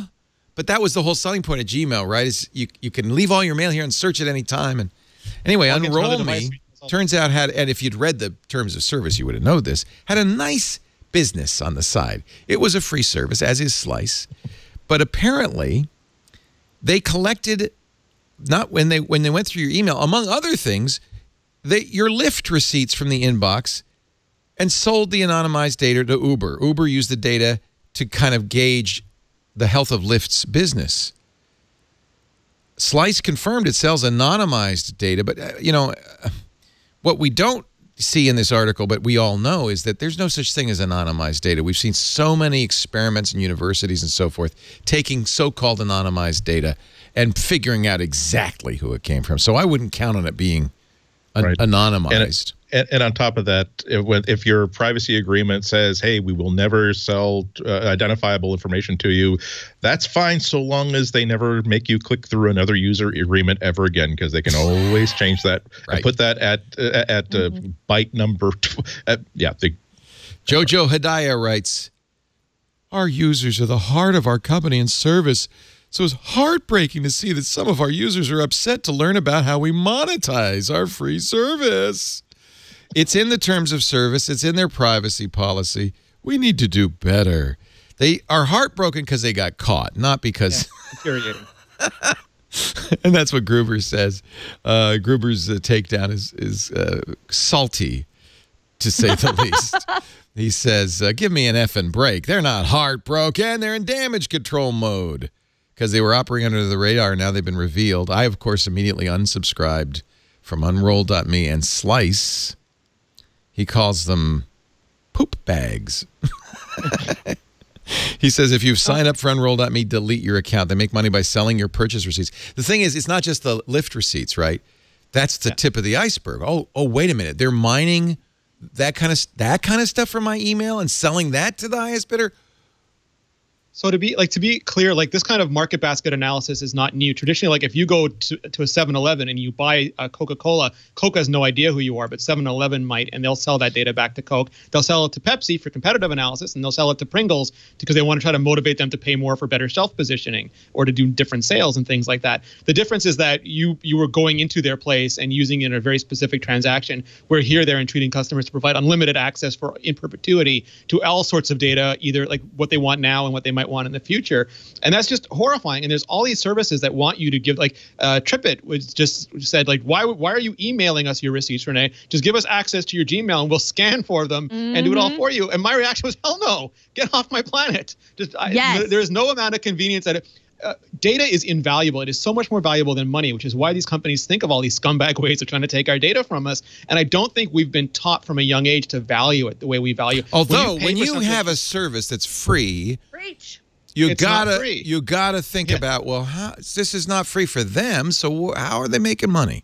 If you saw the data come out of your account, if you saw your intimate photos and your receipts and you see it animated on the screen you'd say, oh my God, what are they taking? Stop.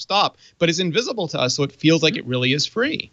And For some people, Unroll Me was valuable enough that maybe they don't mind that their emails being mined. I know Gmail. Well, see, this is the difference. I know Google's looking through Gmail, but they're very clear about what they're looking for. As far as I know, they don't sell it to third parties. They're looking for keywords that they can sell ads against, and they don't tell the ad company, "Oh, Leo's mentioning death a lot. You should offer him a coffin." But when coffin makers come to Google and say, "We want to buy ads for people who might be interested," then Google, without revealing to them, says, "Yeah, well, we've got some people here who are looking up, buying burial plots. They might be interested." So those kinds of things, I understand, and problem is we shouldn't assume about how they're doing it. And I, by the way, Gmail's worth it for me, and for that, I don't mind. In fact, I prefer customized ads.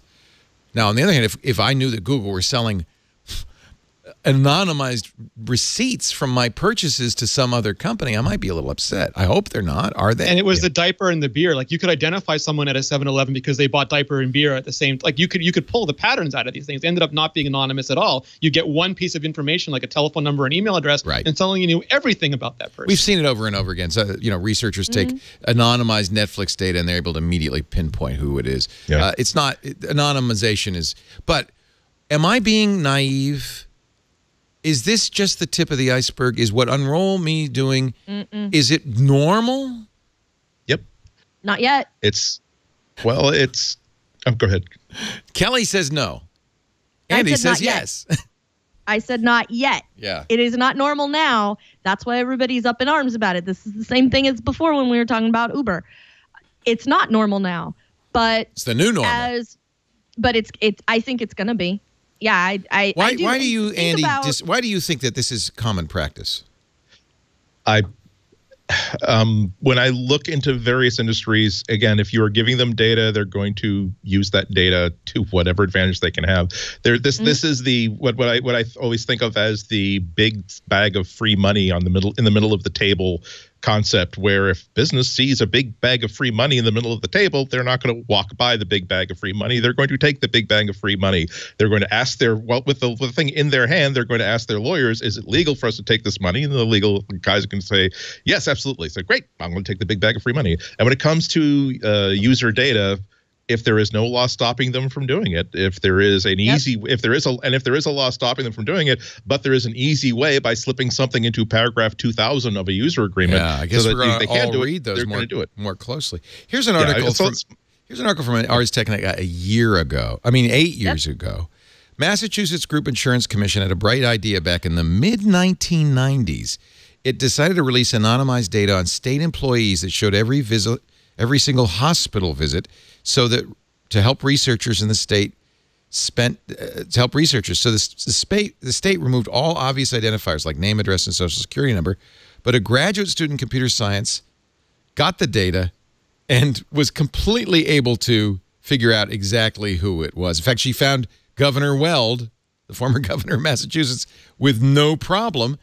It was an easy task. And this was 2009. Actually, this was in the 90s. This article's in 2009, and it goes on. There are lots of examples. AOL researchers released a data set of search queries. Netflix released that database.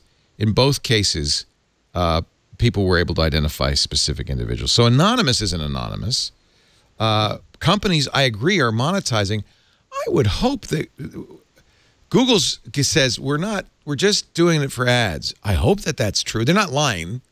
But you're right. No. There's so many clauses and paragraphs in every privacy statement that it's impossible. Well, and I think part of the problem is not as much that companies are doing it, but that people are finding out about it, because that's a big problem in my book, is that there did not used to be near as much awareness about this as there is now. There's a reason Cory Doctorow, who's a privacy advocate, works for the EFF. There's a reason why he uses Popmail and doesn't leave his email on the server anywhere. He says the most they can have is like however many hours between the last time I got my mail. And it costs him convenience, so he's making a choice. He says that. Yeah. It's incredibly inconvenient for him. Oh, absolutely. So long as consumers understand the transaction that's happening, so long as that company is being really clear about the data they're collecting, I think that's okay. And as long as every time they change the terms of service, they say there is a click through to say yes, accept all these, but before that there are going to be 4 bullets saying this. Here's the major things that we're changing. It should say when you sign up, just so you know. By the way, we're parsing through your email, looking to find data for companies will buy for a variety of reasons, including competitive research. We take your name out just so you know. That's what we're doing. That's how we pay for this lovely free service. If that's okay with you, sign up. The other problem is that you start off with the 3 or 4 founders of the company that want to make the world a better place, and create this thing that then they got their angel wings on, they've got their halos on, and they say, you know what, we can have a great successful company. We don't want to make a fortune, but we'll make enough money to make ourselves very comfortable. But we don't have to screw over our customers. And then 4 years later, they get investors. And not only that, but they've been through 4 or 5 rounds of financing, and now they don't have the ability to say we don't get. They're going to say, well, they're going to be at a very, very cheap conference room with a very, very cheap executive saying that, well, we have all this data. Yes. Well, why are we not selling this data to mattress companies to sell people discount mattresses, sell that information on? Because that would be wrong. It's like, again, here is a big bag of money in the middle of the table where we can do that. If the only objection is that you don't want to do that, guess what? We own 70% of the company. We're going to do that. Well, so remember when Radio Shack went out of business? Remember the Radio Shack Battery of the Month Club? Remember every time you went into a Radio Shack, they asked for your zip code and phone number? Well, that database was one of their assets when they went out of business. I remember there was a big deal about that data and whether the new owner would get it. And you know what? It just kind of puffed off in the distance, and I don't know the upshot of it. I bet you the new owner did get it. Didn't the story say that Slice wanted they wanted the service because they had those receipts? They knew they had that data. Yeah. So bankrupt Radio Shack will sell the customer data they promised to keep private, says Boing Boing. People were nervous when Facebook bought Instagram. I mean, like we kind of forget all the information they have about us until those points things happen. Yeah, and it gets to what we were talking about earlier on. There's a lot of really great conversations in this show, and one of them is that I think it was last year that I finally kind of gave up and started posting to Instagram and started posting to Facebook. I still don't trust Facebook. I still really don't like what they do and how they go about their business or their attitude. But it became a choice of I can still choose not to be on Facebook, but that is where all of my family and most of my friends are having the conversations, and I have the choice of either creating if I really want to be a presence in their lives and if I want them to be a presence in my lives, I'm going to have to use Facebook. So I decided that, okay, I hate this, but I don't feel as though I have a choice because I want to be able to see pictures of my niece's vacation in London, and I can certainly text her and we can swap things, but that's a burden on her. So that's how these things happen. Mm-hmm. They got the same thing. I don't put any of my personal photos on any service that's a social network, but I like my junk. They're not junky, but they're sort of like pop culturally is what I use Instagram for. They're not personal family photos. I've been meaning to talk to you about that because I would like to see more of your personal stuff on Facebook. Seriously. I'll put. No, Renee, another question. Don't you consider us your friends, Renee? I'm a deeply private person. I just don't believe in putting that stuff. Exactly. I hate deeply private people. I want to see it. I just saw a good friend's baby sonogram. As it was being born. I saw inside Daria Rose's tummy. It was live on a Facebook She doesn't care about privacy. Why should you? Is everyone using the Mac Break Weekly story, by the way? Because that just went live. We're doing Yeah. Oh. And does anybody want to guess that, like, I'm sure that just for fun, there are engineers inside Facebook and Google saying, can we get facial recognition working starting with the sonogram? I guess they can. I bet you anything. Oh, but remember Google had that commercial where they were encouraging the father to give his child a Gmail account from birth, and people had a huge outcry against it? Yeah. Like, just start your kids right away. I like that idea, but again, it depends on how your mind is bent, which way you go. And so the couple of points to take away. First of all, this has always been going on back to 1992. Blockbuster sold their data, EchoStar when they sold out. Radio Shack sold their data to the highest bidder. They had an auction for it. So this digital thing is nothing new, except that it's much more widespread and they have a lot more of our data. It makes, I think for people like us, we can run our own email server. We can be sophisticated enough to solve this and keep our data to ourselves somewhat, or not post personal photos on Instagram. But most people are just going blithely ahead and may not even know what's being given up. Maybe they don't care. I don't know. Convenience is a huge thing. Like, again, like all these services that will just tie directly into your Gmail in perpetuity. There's, again, the same thing with Pokemon. There's all these services that will tell you exactly the power of all your creatures if all you do is give them access to your Pokemon account. Oh, that's and then, good. Who knows? Give me Maybe that you're link? a bot. Yeah, but like you think it used to be the old days. They'd say like free porn, click here, and you'd click on it, and then all of a sudden you had the fire. It's just people are very willing to like do a quick little click because they think they're getting something out of it. And the transaction, what Andy mentioned earlier, the value of the transaction is not explicit for them. I will point out that John Gruber points to a comment, unverified on Hacker News, by Carl Katsky, who says, I worked for a company that nearly acquired Unroll Me. At the time, which is over 3 years ago, they had kept a copy of every single email of yours that you sent or received while a part of their service in a series of poorly secured Amazon S3 buckets. A large part of Slice buying Unroll Me was for access to these email archives to look for keyword trends and receipts from online purchases. He goes on to say the founders of Unroll Me were pretty dishonest, which is why we didn't buy them. They had other issues as well. But mostly, I think the takeaway, and this is the reason I bring this up, is many of these companies don't secure this data very well. Yep. Yeah. The weakest link. So I keep seeing that. Yeah. you may be giving permission to the company. You may say, well, I get enough from Gmail for that. But you may also be giving it to some Joe hacker down the street. All right, let's take a break. We got to come back because we're running out of time. Your picks of the week. Prepare them, ladies and gentlemen. Our show today brought to you by FreshBooks. The all-new version of FreshBooks accounting software has just gone up, and you're going to love it. If you haven't looked at FreshBooks in a while, try it. You can try it free for 30 days at freshbooks.com/MacBreak. It all started for me when I was using FreshBooks to invoice. This is 10 years ago, more than 10 years ago. Because I was invoicing, I had to invoice Rogers in Canada, so I had to do it in Canadian dollars. That was a pain. I used to fire up Excel and do the calculations, and then I had to send them expenses. And FreshBooks solved it. I took pictures of the receipts, put it all, the invoice I created in 30 seconds. It looked beautiful, had my logo and everything, and they did the currency calculations and everything. Not only that, I got paid faster, and you will get paid faster because FreshBooks invoices enable your clients to pay you online right from the invoice using a credit card.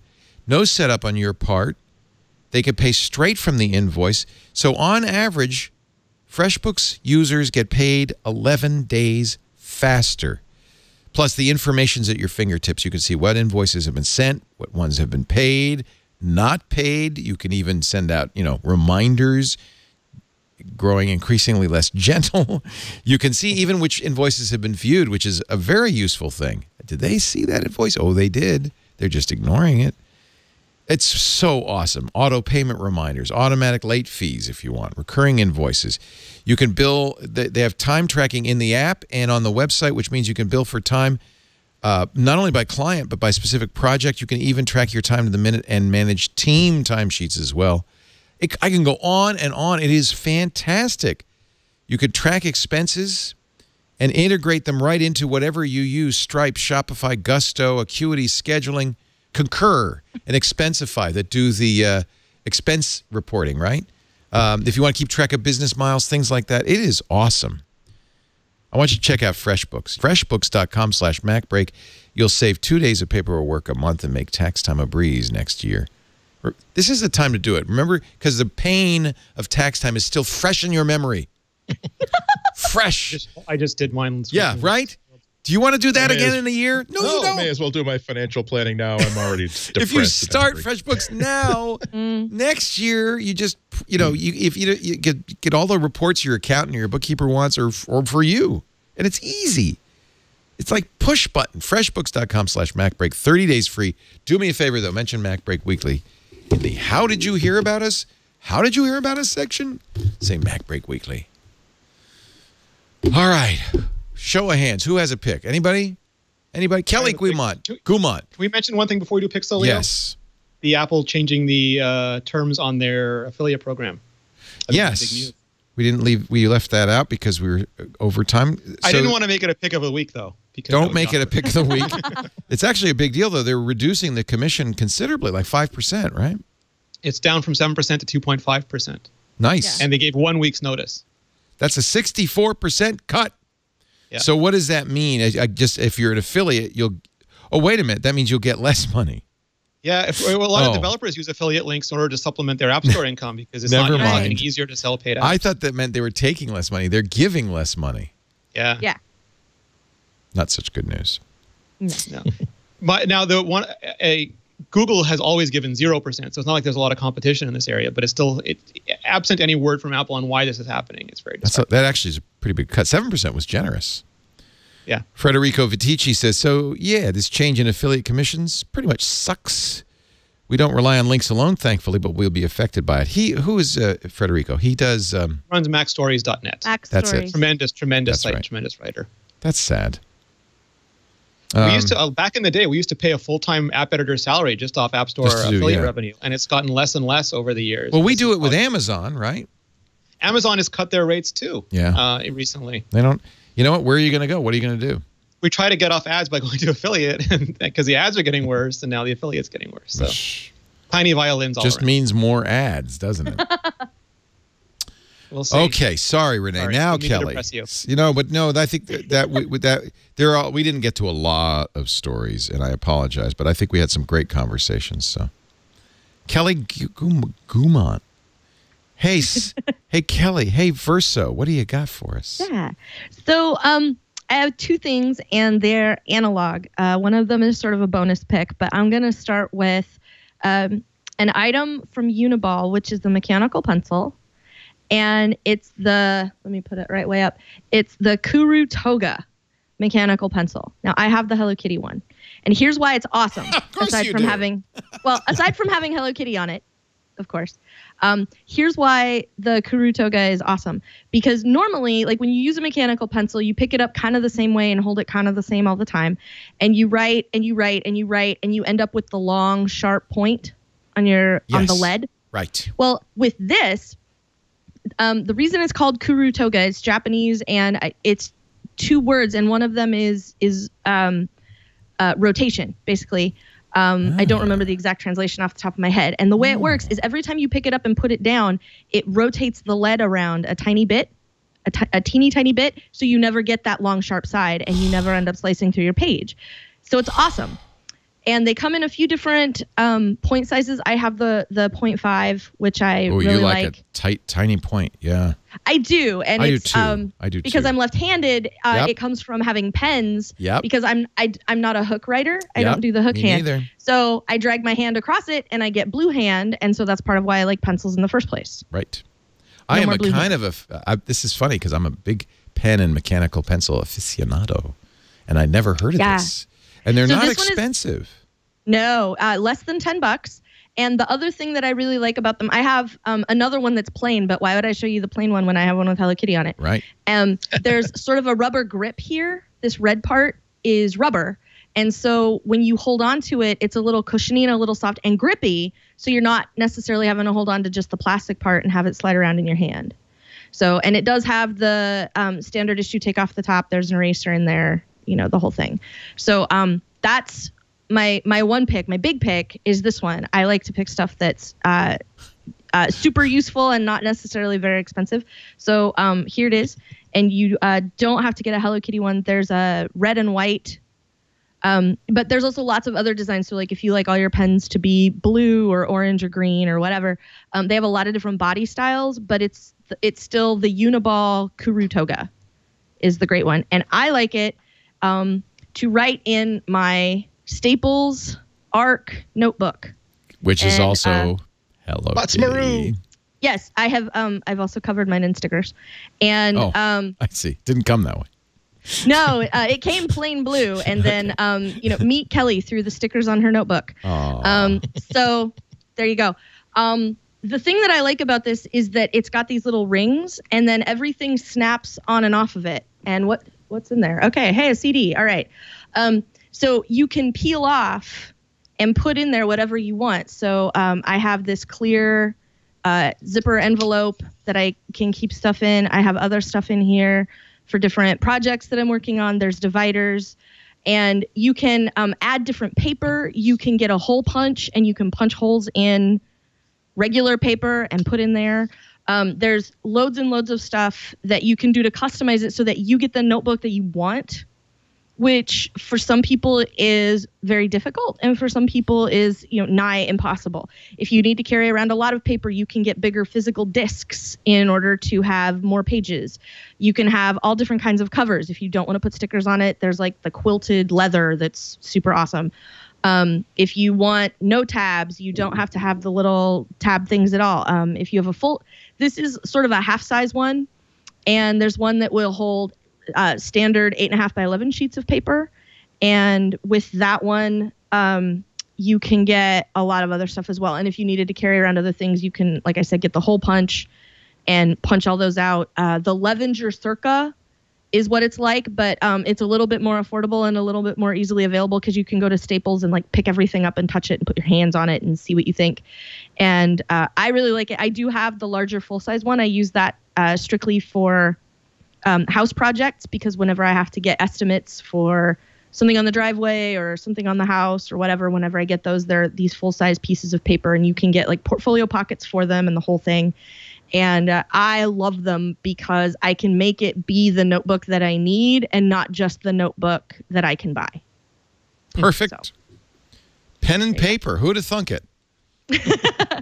I write so much more stuff down, even like in 2017 with all the technology we have available. I have the watch. We talked about it. I have a phone. I have all those things. But I still find that for me, the most comforting, I guess, in a way, is when I have a lot of stuff to do and it's all on my mind and I can't shake it. Typing it into a to-do list isn't the thing that helps me. What helps me is to sit down and write it all out by hand with my Kurutoga pencil that has Hello Kitty on it, because they didn't have Star Wars. That's why I have Hello Kitty. But how is Google supposed to scrape your information if you keep using pen and paper? You're not helping. That's their problem. That's not my problem. My problem is when I type it, I don't remember as well as when I write things down. So that's why I still take notes by hand and everything. Yeah. So Yeah. Thank you, Kelly. How about you, Andy Ihnatko? What do you got for us? This is. I think you have things. I think you have my son's graduation present. Is what you have. Yeah, this is really nice. This is the Mi Photo Walkabout Air monopod. I love monopods. Which I bought recently. I've been trying to find. It is very lightsaber-like. I like the in the design of it. The reasons for having a monopod is that tripods, even the tiny travel tripods, are way too bulky, I think, to just carry with it, whether you know you're going to need it or not. And monopods, if they're not a crappy one, are almost as good because they're just a solid pole, so that you can't stand it up and walk away from it. But it means that if you're inside a museum or something, or if you're shooting video and you don't want to get that sort of again bouncy puppet effect, they really do wonders. And so I like this one the most because I already had a Mi Photo actual tripod, and I really like the construction of them. But also, I really like the way that you extend it. You just twist this and just pull it, and then twist it again, and it's locked, and that's it. Oh, wow. And then after you get your shot, you twist it again, you push it, and you twist it, and it's locked. And you, of course, do that for any length, and the maximum length is about eye height. I'm an average American male, and it's about a little bit above my eye line. So you can really get just for sports photography, for really anything. And it'd be great if it were just a little bit shorter. It's about 13 inches and a little bit more, but it is small enough that I can stick it in my laptop bag or hang it off of it. I've traveled with a travel tripod that's about this long, strapped to the outside of my laptop bag. It works, but you really do feel like Dorcas Augustus, like, hey, look at me, I've got a big tripod with me wherever I go. Whereas this just makes it look like, please don't mug me because I've got a big thing. This could have electrodes on the end of it. It's also available in 7 colors. I got the black, but it's also lime green, orange, purple, red, silver, and also not only that, but you can also get a top for it that's just sort of like a walking stick top in the same color with a little compass in it, so you can actually use it as a walking stick. It's $70, which is $65, which is not terribly cheap, but again, it is not a $300 monopod, which you can get. It's also not a $10 monopod on Amazon, where it's just going to fold in half, and it's not going to be as compact, and it's not going to be as easy to extend and put back again. The only warning is that it really is designed, it's sold as a monopod, which means that it comes with nothing to attach your camera to, just like a 1/4-inch post. And so go on Amazon or anywhere else, and you can get a decent head for anywhere from $5, which will work fine, to a nicer one that's like $20 or $25. That has, this one has a quick release plate, and you can pivot it and then lock it down. So there are still times when I like to travel with a tripod, but this is my solution for, I don't know if I'm going to want a tripod or not, so I'll just take this with me. The last reason to have it is that I don't want it. I could die and be hit by a bus at any moment. I do not want it to be said that I ever bought a selfie stick. However, you can use this as a selfie stick, like, look where I am, without saying that. No. This is my MiPhoto Professional monopod. It's not a selfie stick, even though I'm using it. Even though I'm using it, I'm walking about, hey, look, I'm a cyclist. Look at me, Instagram. I'm a major fan of monopods. They're really much more convenient. They can go places that tripods can't go, as you say, and. Right, and they're also, again, there are times where I've extended it because I wanted to get, like, I'm taking pictures of a monument that a piece of public sculpture that I like outside in a park, and I suddenly realized that, wait a minute, I can just extend this and now get the shot like 6 feet higher than my eye line. I can actually get a portrait of that face. So this has been one of the, again, this is one of those purchases that really, really worked out for me. I'm very, very happy with it. It's not even that expensive either. Nice. Rene Ritchie. You're going to live up to your reputation here, I think. Yeah, no, just to add to Andy's thing, if you're like a guerrilla blogger reviewer and you've got to shoot your video in public places where tripods are illegal, they often do not have laws against monopods. They can't say anything if you use those. So they're terrific. And just add one postscript. Also, there are rules against them, but what they really don't want, it's really against is you like being disruptive and ruining other people's time. Yeah. Even if there's a rule against monopods, it's like they will. I've had situations where the guard or whatever will see you. Like it's extended in 5 seconds. I got my shot. It's again away in another 3 seconds. So they're like, okay, I don't need to interfere. He's not. By the time they come to hassle you, you've already got it put away. And I got this big piece of steel in my hand, so that's good. Sorry. So my pick, in honor of the Apple Watch's anniversary, I thought I'd live up to the stereotype. I would own the cliche, and I did Apple's fitness challenge. They did Earth Day fitness challenge, and I mistakenly wore a yellow leather band, and it was just not the best thing. So, I went out so eager before thinking about it. Right. So Apple now sells the Nike Plus band separately, so you can get them in black and Bolt, which is their green color. You can get them in anthracite and black, which is like a dark charcoal gray and black, and you can get them in this one, which is off-white and white. I think it's platinum and white is the official terminology. Which one looks best on the ceramic? Oh, this one. Yeah. The platinum and white. It's like Les. What did we say last time? It's like not Les Nessman, but the other character from WKRP. Yes. Herb Tarlek. Herb Tarlek's belt, but in watch form. It's just. Oh my God! It is. It's just I like it. It's a very clean. It's a very nice look. It matches the ceramic perfectly. But the black one is really great too. And they're exactly like the sports bands, but the sports bands would sometimes get sweaty. And because these are perforated, it gives you a lot more breathability. And it just makes it for a really interesting look. I'm really sold on it. So. Yeah, all it needs is a Hello Kitty sticker, and I think you've got something there. Kelly, I'm going to call you right after this. If it were red and white, if there were a Nike Plus red and white, I'd be colors right so there. Bad. Red and white, pink and white, orange and white. So many possibilities. Yeah. And as usual, for $49, Apple gets a premium price for its and they have people elastomer. Make fake sweat every day just to make sure it doesn't irritate your skin. Fake sweat to know. Every day. Just to know. Yeah. Thank you, boy and girl. It's been a lot of fun. Rene Ritchie's at imore.com. He's great podcast there, and all his great writing and just good stuff. imore.com, Apple Talk the podcast. And others. The next 10 words, we changed the name on you just to Oh, confuse that's people. right. Next 10 words. Did Apple send you a cease and desist or something? No, not at all. We just wanted to go beyond Apple. So this week we have Matthew Panzarino on talking Yeah. about the Nice. fragmentation of messaging apps. And he was also at that event, at that 5-person Well, that was the whole briefing. thing, is that like Apple called a mulligan on that. What will they next call a mulligan on? Cross-platform, iMessage, touchscreen maps. I mean, Macs. I mean, Right. there's a whole possibilities. Oh, cross-message iMessage would be cross-platform iMessage would be fantastic. Yeah. I'm waiting for that because Google's just dropped the ball completely. Or as Ben Beharan said, Windows only. Not for Android, but we'll do it for Windows. Yeah, maybe. Andy Ihnatko, Chicago Sun-Times, always a slice. Are you working on anything for the Times?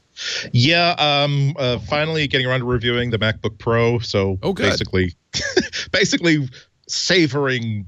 I'm sorry, I'm not gonna say. I got no problem with that because I really think these thoughtful most people who are going to buy the new MacBook Pro haven't bought it yet, so it's really good to have those thoughtful, well designed, well researched.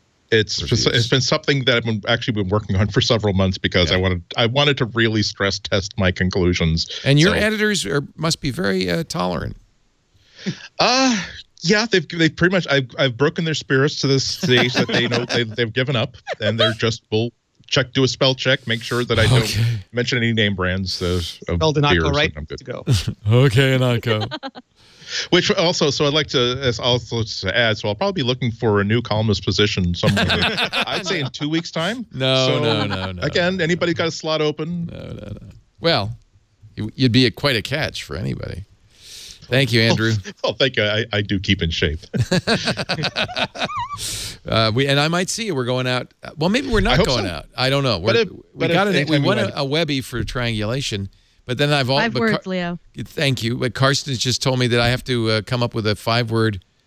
It's a competition to see who goes on stage for the person with the best acceptance speech. I said it before the show. I will now say it on the public record.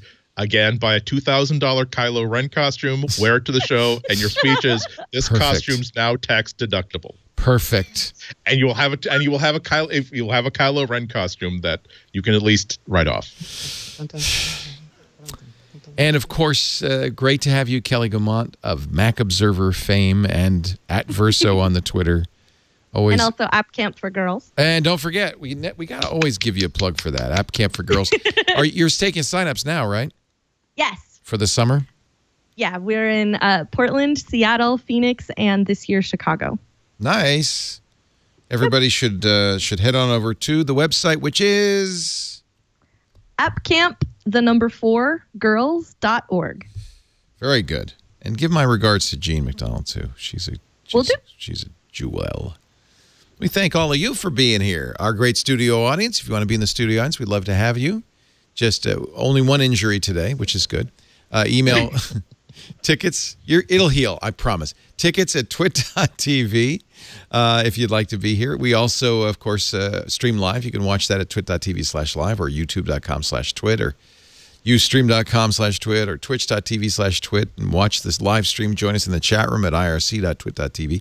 But if you're tied up, as many people are, on a Tuesday around 11 a.m. Pacific, 2 p.m. Eastern, 1800 UTC, by all means, download and watch the on-demand version. You'll find it at twit.tv/mbw. But the best way, and I strongly encourage you to do it, is to get that podcast app. There's so many great ones. And subscribe. That way you won't miss a single episode. Thanks for being here. We'll see you next time. But now I'm afraid it's time to get back to work because break time is over.